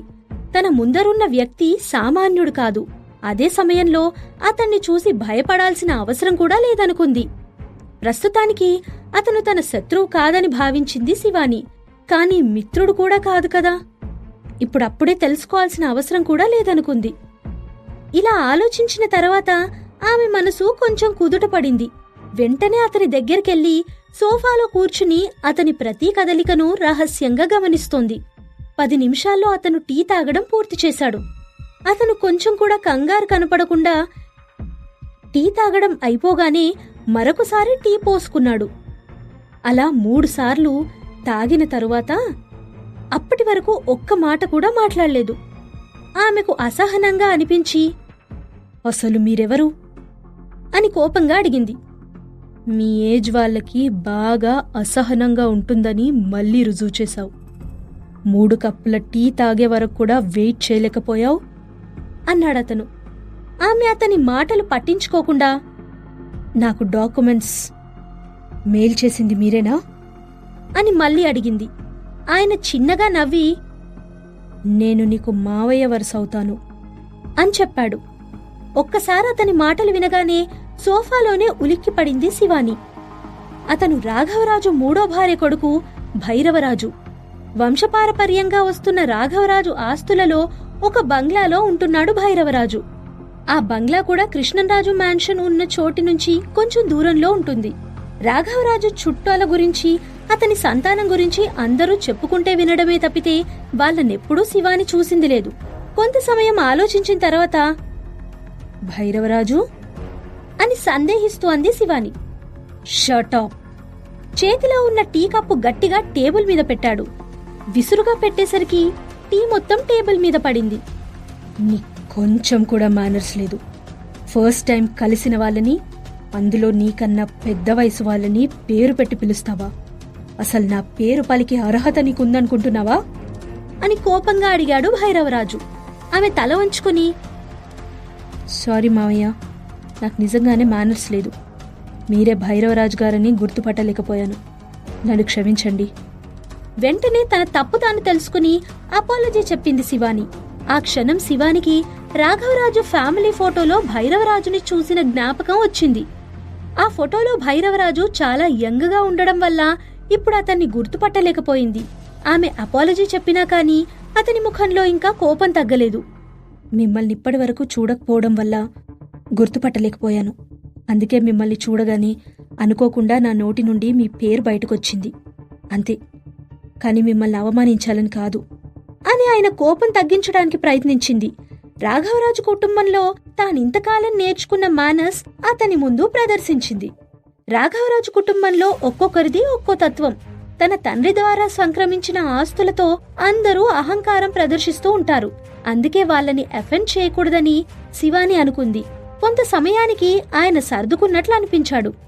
అస్సలు నేను నిన్నిక్కడికెందుకు రమ్మన్నానో తెలుసా అని ప్రశ్నించాడు భైరవరాజు. ఒక క్షణం ఆమె భయపడిపోయింది. అయితే ఆ ఫోటోలు పంపించింది నిజంగా ఇతనే అని ఆమెకు అర్థమైంది. నీ తెలివితేటలు, తెచ్చిపెట్టుకున్న వినే విధేయతలు నా దగ్గర చూపించాల్సిన అవసరం లేదు. నువ్వెలాంటి దానివో నాకు పూర్తిగా తెలుసు. నా దగ్గర మంచిగా నటించాల్సిన అవసరం కూడా నీకు లేదు. మనిద్దరికీ ఒక కామన్ ఇంట్రెస్ట్ ఉంది అన్నాడు భైరవరాజు. మీరేం మాట్లాడుతున్నారో నాకు అర్థం కావడం లేదు మావయ్య, కొంచెం క్లియర్గా చెప్తారా అని అడిగింది శివాని. నేను నీకు పంపిన డాక్యుమెంట్స్ చూసావు కదా, ఈ రహస్యాలన్నీ నువ్వెల్లకాలం దాచలేవు. నువ్వెన్ని చేసినా కనిపెట్టకుండా ఉండడానికి నేనేం రాఘవరాజుని కాదు. ఆయన వయసు అయిపోయినా ఆయనకి ఎవరిని నమ్మాలో ఎవరికి నమ్మకూడదో అస్సలు తెలీదు. అందుకే ఎంతో కాలంగా నువ్వు మోసం చేస్తున్నా కనిపెట్టలేదు. ఇదే ఆయన వయసులో ఉన్నప్పుడైతే నువ్వీ పాటికి జైల్లో ఉండేదానివి అని స్ట్రైట్గా పాయింట్లోకొస్తూ చెప్పాడు భైరవరాజు. అసలు నా గురించి మీకేం తెలుసు అని గాంభీర్యం ప్రదర్శించడానికి ట్రై చేసింది శివాని. ఏం తెలుసో చెప్తాను, విను. నీ తల్లి ఒక బార్లో పనిచేసేదన్న విషయం తెలుసు అని సిగరెట్ వెలిగించుకుంటూ చెప్పాడు భైరవరాజు. ఆ తర్వాత లేచి బెడ్ దగ్గరికి వెళ్తూ, నువ్వు పుట్టగానే నిన్ను హాస్పిటల్ గేట్ దగ్గర వదిలేసింది మీ అమ్మ. నీ అడాప్టెడ్ పేరెంట్స్ కార్ యాక్సిడెంట్లో మరణించిన తర్వాత నువ్వు సత్యసాయి అనాథాశ్రమంలో పెరిగావు. అనాథాశ్రమంలో పిల్లలందరికన్నా స్పెషల్ స్టేటస్ కోసం అక్కడ వార్డెన్ శ్రీనివాసులతో నువ్వు నడిపిన వ్యవహారం అంతా నాకు తెలుసు. ఆమె చరిత్ర మొత్తం కళ్ళకు కట్టినట్టు చెప్పాడు భైరవరాజు. ఒక్కసారి ఆయన చెప్పిన మాటలు వినగానే తన మదిలో పాత జ్ఞాపకాలన్నీ కదిలాయి. తన ముందరున్నది సామాన్యుడు కాదన్న విషయం ఆమెకు మళ్లీ అర్థమైంది. ఇంకా అతను తన గురించి ఏం చెప్తాడో అని, తన నుంచి ఏం ఆశిస్తున్నాడో అని భయం భయంగా అతని వైపే చూస్తూ ఉంది శివాని. Episode number 136 blackmail. తన వైపు భయం భయంగా చూస్తున్న శివానికి ఆమె సితార వజ్రాల హారం దొంగలించిన విషయం కూడా చెప్పాడు భైరవరాజు. ఇలా ఒక్కటని కాకుండా ఆమె చరిత్ర మొత్తం మొదటి నుండి చివరి వరకు బయటపెట్టాడు. అమ్యూజ్మెంట్ పార్క్లో మనుషులను పెట్టి సితారా ఇంకా రోషన్ అడ్డు తొలగించుకోవడానికి ట్రై చేయడం కూడా ఆయనకు తెలిసిందంటే ఎంత లెవెల్లో రీసెర్చ్ చేసుంటాడో అని ఆశ్చర్యపోయింది. ఆయన చెప్పిన ప్రతి ఒక్క విషయం ఆమెను తీవ్రమైన భయానికి గురిచేసింది. నెమ్మదిగా ఆమె ముఖం రక్తహీనంగా తయారయింది. అంతా చెప్పిన తర్వాత ఆమె వైపు తిరిగి క్రూరంగా నవ్వుతూ, నీ కడుపులో ఉన్న బిడ్డకి తండ్రి సంజయ్ అని కూడా నాకు తెలుసు. నువ్వు సంజయ్తో కలిసున్నా రాఘవరాజు ఫ్యామిలీలో నీ స్థానం సుస్థిరం కావాలని అనుకుంటున్నావు, అంతేనా అని ఆమెను అడిగాడు. అతను చెప్పిన మాటలు విన్న తర్వాత ఎవరో తనని మోసం చేసుంటారని శివానికి అనిపించింది. లేదంటే తన అందరితోనూ జాగ్రత్తగానే ఉంది. ఇన్ఫర్మేషన్ లీక్ చేసింది తన డిఎన్ఏ టెస్ట్ మార్చి రాసిన డాక్టరా లేదంటే సంజయా అని ఆలోచించింది. ఎవరు చేశారో ఆమెకు అర్థం కాలేదు. ఆమె ఆలోచనలు అర్థం చేసుకున్నట్టు, నువ్వు నమ్మిన వాళ్ళెవరైనా నిన్ను మోసం చేశారనుకుంటున్నావేమో, అలాంటిదేవీ లేదు, అసలు జరగలేదు అని నవ్వుతూ చెప్పాడు భైరవరాజు. ప్రస్తుతం నువ్వెలా ఆలోచిస్తున్నావో నాకు క్లియర్గా తెలుసు. నువ్వు నేను ఒకటి కాదు, మనిద్దరికీ మధ్య చాలా తేడా ఉంది. ఓడిపోతానని ఖచ్చితంగా తెలిస్తే నేనస్సలా గేమ్ ఆడను. నీ గురించి ఇన్ని విషయాలు తెలుసుకున్న నాకు ముందు చూపు ఉండదనుకున్నావా అని మళ్ళీ అడిగాడు. నో, అలా జరగడానికి వీల్లేదు అని గట్టిగా అరిచింది శివాని. ఎందుకు వీల్లేదు? నువ్వన్ని జాగ్రత్తలు తీసుకున్నావననుకున్నావా? నీ అమాయకత్వం చూస్తే నాకు జాలేస్తుంది శివాని. రాఘవరాజు ఫ్యామిలీని నువ్వు చాలా తక్కువ అంచనా వేశావు. ఇప్పటిక్కూడా వ్యాపారాల్లో వ్యవహారాల్లో నెంబర్ 1 పొజిషన్లో ఉన్నామంటే దానికెంతమంది ఎన్ని రకాలుగా డీల్ చేసుంటామో ఒక్కసారి నువ్వే అర్థం చేసుకో అని అన్నాడు భైరవరాజు. నేనన్ని రిపోర్ట్స్ నాశనం చేశాను. అవి బయటకొచ్చే అవకాశం లేదు. అసలు మీకివెక్కడ్నుంచి దొరికాయి? ఫ్రస్ట్రేట్ అవుతూ అంది శివాని. ఇవి నువ్వు నాశనం చేసిన రిపోర్ట్ కాదు. నీకు తెలియని విషయం ఏంటంటే రాఘవరాజుగారు నీ మీద 2 డిఎన్ఏ టెస్టులు జరిపించారు అని నెమ్మదిగా అనౌన్స్ చేశాడు భైరవరాజు. ఆ మాటలు వినగానే శివాని షాక్ అయింది. చాలాసేపు ఆమె మాట్లాడకుండా ఉండిపోయింది. ఆ తర్వాత తన పరిస్థితి అర్థం చేసుకున్నాక, మీరు చెప్పేదంతా నిజమేనా అని అనుమానంగా అడిగింది. ఒకసారి సిగరెట్ గట్టిగా పీల్చి మాట్లాడడం మొదలుపెట్టాడతను. నువ్వు మా కుటుంబంలోకి రాగానే మొట్టమొదటిసారి నీ మీద డిఎన్ఏ టెస్ట్ జరిపించారు రాఘవరాజు గారు. అప్పట్లో నీకొకసారి కొద్దిగా జ్వరం వచ్చింది. బ్లడ్ టెస్ట్ చేయించడానికి కొన్ని శాంపిల్స్ తీసుకుని హాస్పిటల్స్కి వెళ్లే దారిలో యథాలాపంగా డిఎన్ఏ టెస్ట్ జరిపించారు రాఘవరాజు అని ఆగాడు భైరవరాజు. ఒకవేళ అది నిజమైతే అప్పుడే నేను దొంగనని ఆయనకెందుకు తెలియలేదు? మీరు చెప్పిందంతా నిజమని నేనెలా నమ్మాలి అని అనుమానంగా అడిగింది శివాని. ఇప్పటివరకు నువ్వు చాలా తెలివైన దానివని అనుకున్నాను, కానీ నా అభిప్రాయం తప్పని రుజువు చేశావు అన్నాడు. మీరింకా నా ప్రశ్నకి సమాధానం చెప్పలేదు అని ఆయన వైపు సూటిగా చూస్తూ అంది శివాని. నీ చేతిలో ఉన్న రిపోర్ట్ ఎక్కడ్నుండొచ్చిందనుకుంటున్నావు అని చాలా కూల్గా అడిగాడు భైరవరాజు. చూస్తుంటే ఆయన చాలా క్యాల్కులేటివ్గా అనిపిస్తున్నాడు. ఆయనంత తేలిగ్గా తీసుకోకూడదని ఆమెకు అర్థమైంది. అంటే ఆ టెస్ట్ మీరు చేయించారా? చాలాసేపు నిశ్శబ్దం తర్వాత అడిగింది శివాని. నువ్వేం చేశావో నేను కూడా అదే చేశాను అని నెమ్మదిగా చెప్పాడు భైరవరాజు. అంతకన్నా స్పష్టంగా చెప్పాల్సిన అవసరం ఆమెకు లేదు. అంటే మొదట్నుండి శివాని మీద భైరవరాజుకి అనుమానముందన్న విషయం అర్థమైంది. అప్పట్లో డిఎన్ఏ టెస్ట్ రాఘవరాజు గారు జరిపించారు. కానీ ఆ హాస్పిటల్ మొత్తం భైరవరాజు కంట్రోల్లో ఉండడం వల్ల రిపోర్ట్స్ చేజిక్కించుకోవడం ఆయనకంత కష్టం కాదు. శివాని తెలివిగా డిఎన్ఏ టెస్ట్ రిపోర్ట్ మార్చేసిన డాక్టర్ని ఫారెన్ పంపించేసింది. కాని అంతకన్నా ముందు ఆయనతో ఒక కాన్ఫిడెన్షియాలిటీ అగ్రిమెంట్ చేసుకుంది. విషయం తెలుసుకున్న భైరవరాజు రిపోర్ట్స్ తారుమారు చేసిన తర్వాత ఆ డాక్టర్ని ఎవ్వరికీ తెలియకుండా పైలోకాలకి పంపించేశాడు. అందుకే ఈ రోజు కూడా రిత్విక్కి ఈ విషయం తెలీదు. టెస్ట్ రిపోర్ట్ మారిందని తెలుసుగాని అతని దగ్గర సాక్ష్యం లేదు. ఆ తర్వాత వేరే డాక్టర్ని అతని స్థానంలో యుఎస్ వెళ్లి సెటిల్ అయ్యాడు. భైరవరాజుకి ఆ డాక్టర్ అంత నమ్మదగిన వ్యక్తి కాదని అర్థమైంది. ఏదో ఒక విధంగా రిత్విక్ ఆ డాక్టర్ని ట్రాక్ చేస్తాడని తెలుసుకున్నాడు. అందుకే ఆ డాక్టర్ని కూడా మనుషులను పెట్టి చంపించేశాడు. భైరవరాజు కళ్లల్లో కనిపించిన కర్కసత్వానికి శివాని హడలిపోయింది. ఆమె గుండె వేగం పెరిగింది. క్షణక్షణానికి తన ముందున్న వ్యక్తి అంటే భయం ఎక్కువ అవుతోంది. తన చేతుల్లో ఉన్న డాక్యుమెంట్స్ చూసిన తర్వాత ఆమెకు వ్యతిరేకంగా మొత్తం సాక్ష్యాలు కలెక్ట్ చేశాడని అర్థమైంది. అతనిదంతా ముందే ఊహించినట్లు అనిపిస్తుంది. తనని దేనికోసం వాడుకోవాలని అనుకుంటున్నాడని శివాని అర్థం చేసుకుంది. అయితే అంత సులభంగా తను బ్లాక్మెయిల్కి లొంగాలనుకోలేదు. ఒకసారి తన చేతుల్లో ఉన్న రిపోర్ట్స్ చూసింది. తన చేతిలో ఉన్నది ఒరిజినల్ డాక్యుమెంట్. పెన్నుతో రాసినట్లు డాక్టర్ సిగ్నేచర్ కూడా చాలా స్పష్టంగా కనబడుతోంది. ఈ ముసలోడు కొంచెం తెలివి తక్కువగా ఉన్నాడు అనుకుని, సాక్ష్యం ఇప్పుడు తన చేతిలోనే ఉంది గనక దాన్ని చించేస్తే ఇతనేమీ చెయ్యలేడనుకుంది శివాని. ఆ ఆలోచన వచ్చిన మరుక్షణమే తన చేతిలో ఉన్న పేపర్లు ముక్కలు ముక్కలుగా చింపేసింది. వెంటనే అతని దగ్గర లైటర్ తీసుకుని ఆ చిరిగిన ముక్కల్ని కాల్చి బూడిద చేసింది. నిశ్శబ్దంగా కిటికీ దగ్గర నుంచుని ఆమె చేసే పనులన్నీ చూస్తున్నాడు భైరవరాజు. ఆమె ఎంత చేసినా అతనిలో కదలిక లేదు. తన కళ్ల ముందు సాక్ష్యాలు కాలిపోతుంటే ఆమె రాక్షసానందం పొందింది. మొత్తం బూడిదైన తర్వాత వికృతంగా నవ్వింది శివాని. ఈ చిన్న సాక్ష్యంతో నన్ను బెదిరించాలని అనుకున్నావా మావయ్య? Sorry mister Bhairavaraju. చూసావుగా, నీ సాక్ష్యం కాలి బూడిదైపోయింది. ఇప్పుడేం చేస్తావు అని అతని వైపు క్రూరంగా చూస్తూ అడిగింది. ఆమె పిచ్చి ప్రేలాపనకు ఆయన కొంచెం కూడా భయపడలేదు. కొంతసేపటికి నిశ్శబ్దంగా ఉన్న అతన్ని చూసి ఆమె నవ్వు మాయమైంది. ఈ పేపర్స్ అన్నీ కాల్చేస్తే నీ ప్రాబ్లం సాల్వ్ అయిపోతుందనుకున్నావా అని అయిపోయిన సిగరెట్ ఆస్ట్రేలో కుక్కుతూ కూల్గా అడిగాడు భైరవరాజు. ఆమెను హేళన చేస్తున్నట్లు ఉంది అతని ప్రవర్తన. సడన్ గా అతని మనసులో ఏముందో అర్థం చేసుకోవడం ఆమెకు కష్టంగా మారింది. నువ్వు డౌట్ పడాల్సిన అవసరం లేదు. ఇప్పుడు నువ్వు కాల్చినవి ఒరిజినల్ డాక్యుమెంట్స్. అందులో ఎటువంటి అనుమానం కూడా లేదు. ఆమె మనసులో భావాలు చదివినట్టు చెప్పాడు. అయినా అన్ని ఎవిడెన్స్లు కాల్చేస్తే సమస్య తీరిపోతుందనుకున్నావా? అన్నిటికన్నా ముఖ్యమైన విషయం మర్చిపోయావు నువ్వు. Poor girl, I pity you అని జాలిపడుతూ అన్నాడు.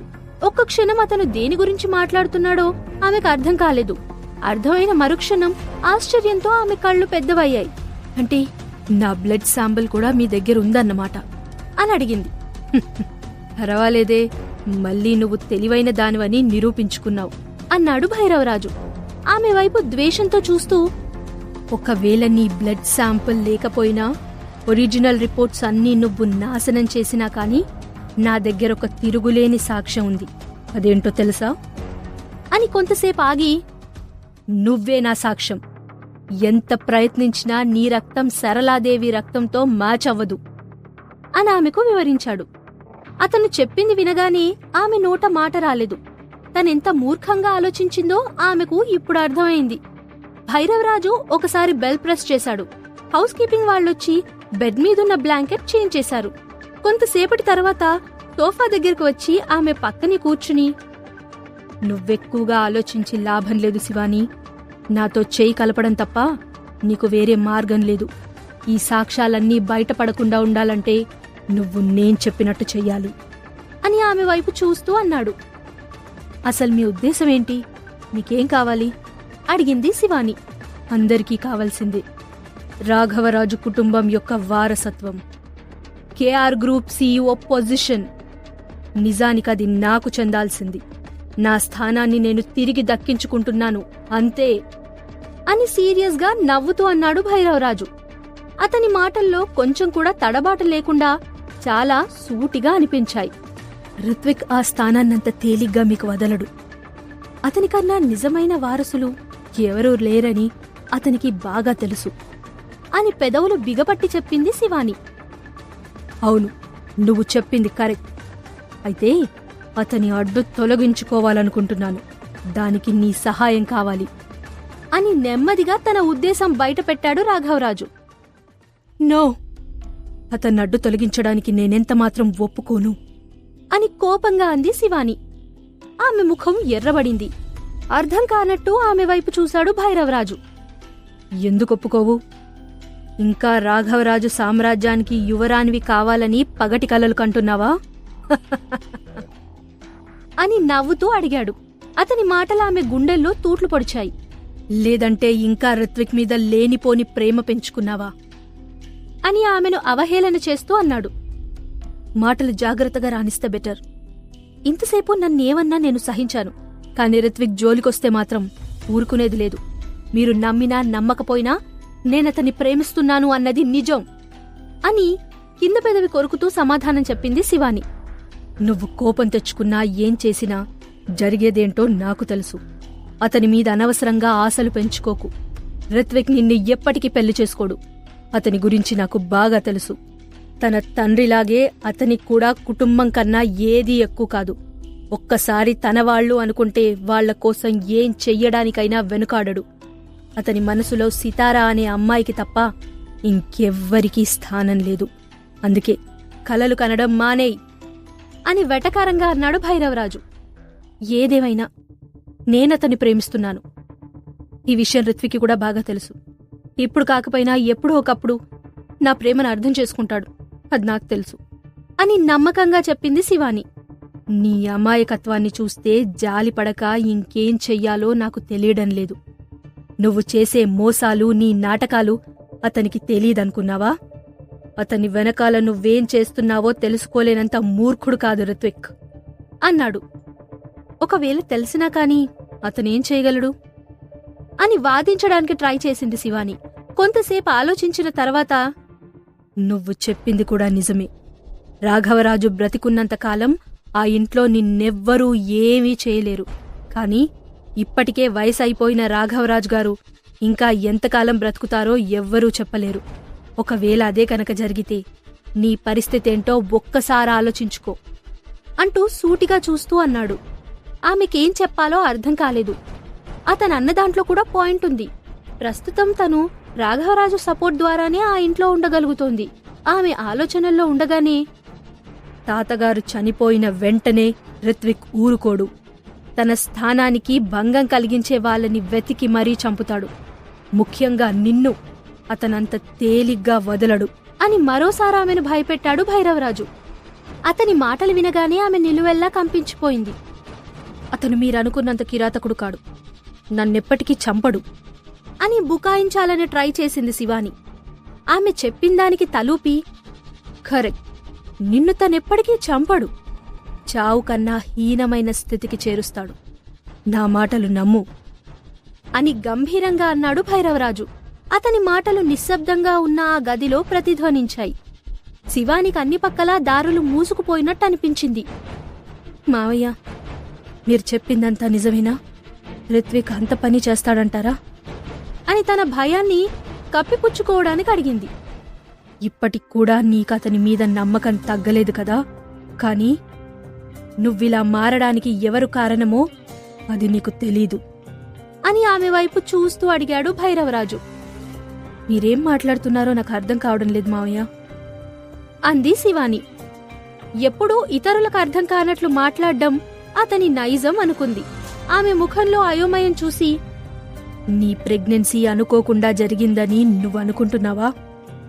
కొంతసేపు నిశ్శబ్దం తర్వాత గంభీరమైన స్వరంతో అడిగాడు భైరవరాజు. ఆ నిశ్శబ్దంలో పిడుగుపడినట్లు వినిపించిన అతని స్వరానికి ఒక్కసారి షాక్ అయింది శివాని. ఆమె కొళ్లంతా చెవటలు పోశాయి. కాళ్ళు చేతులు వణకడం ప్రారంభించాయి. ఒక్కసారిగా తను స్పృహ తప్పి పడిపోతానేమో అని ఆమె కనిపించింది. అతని వైపే చూస్తూ ఉండిపోయింది.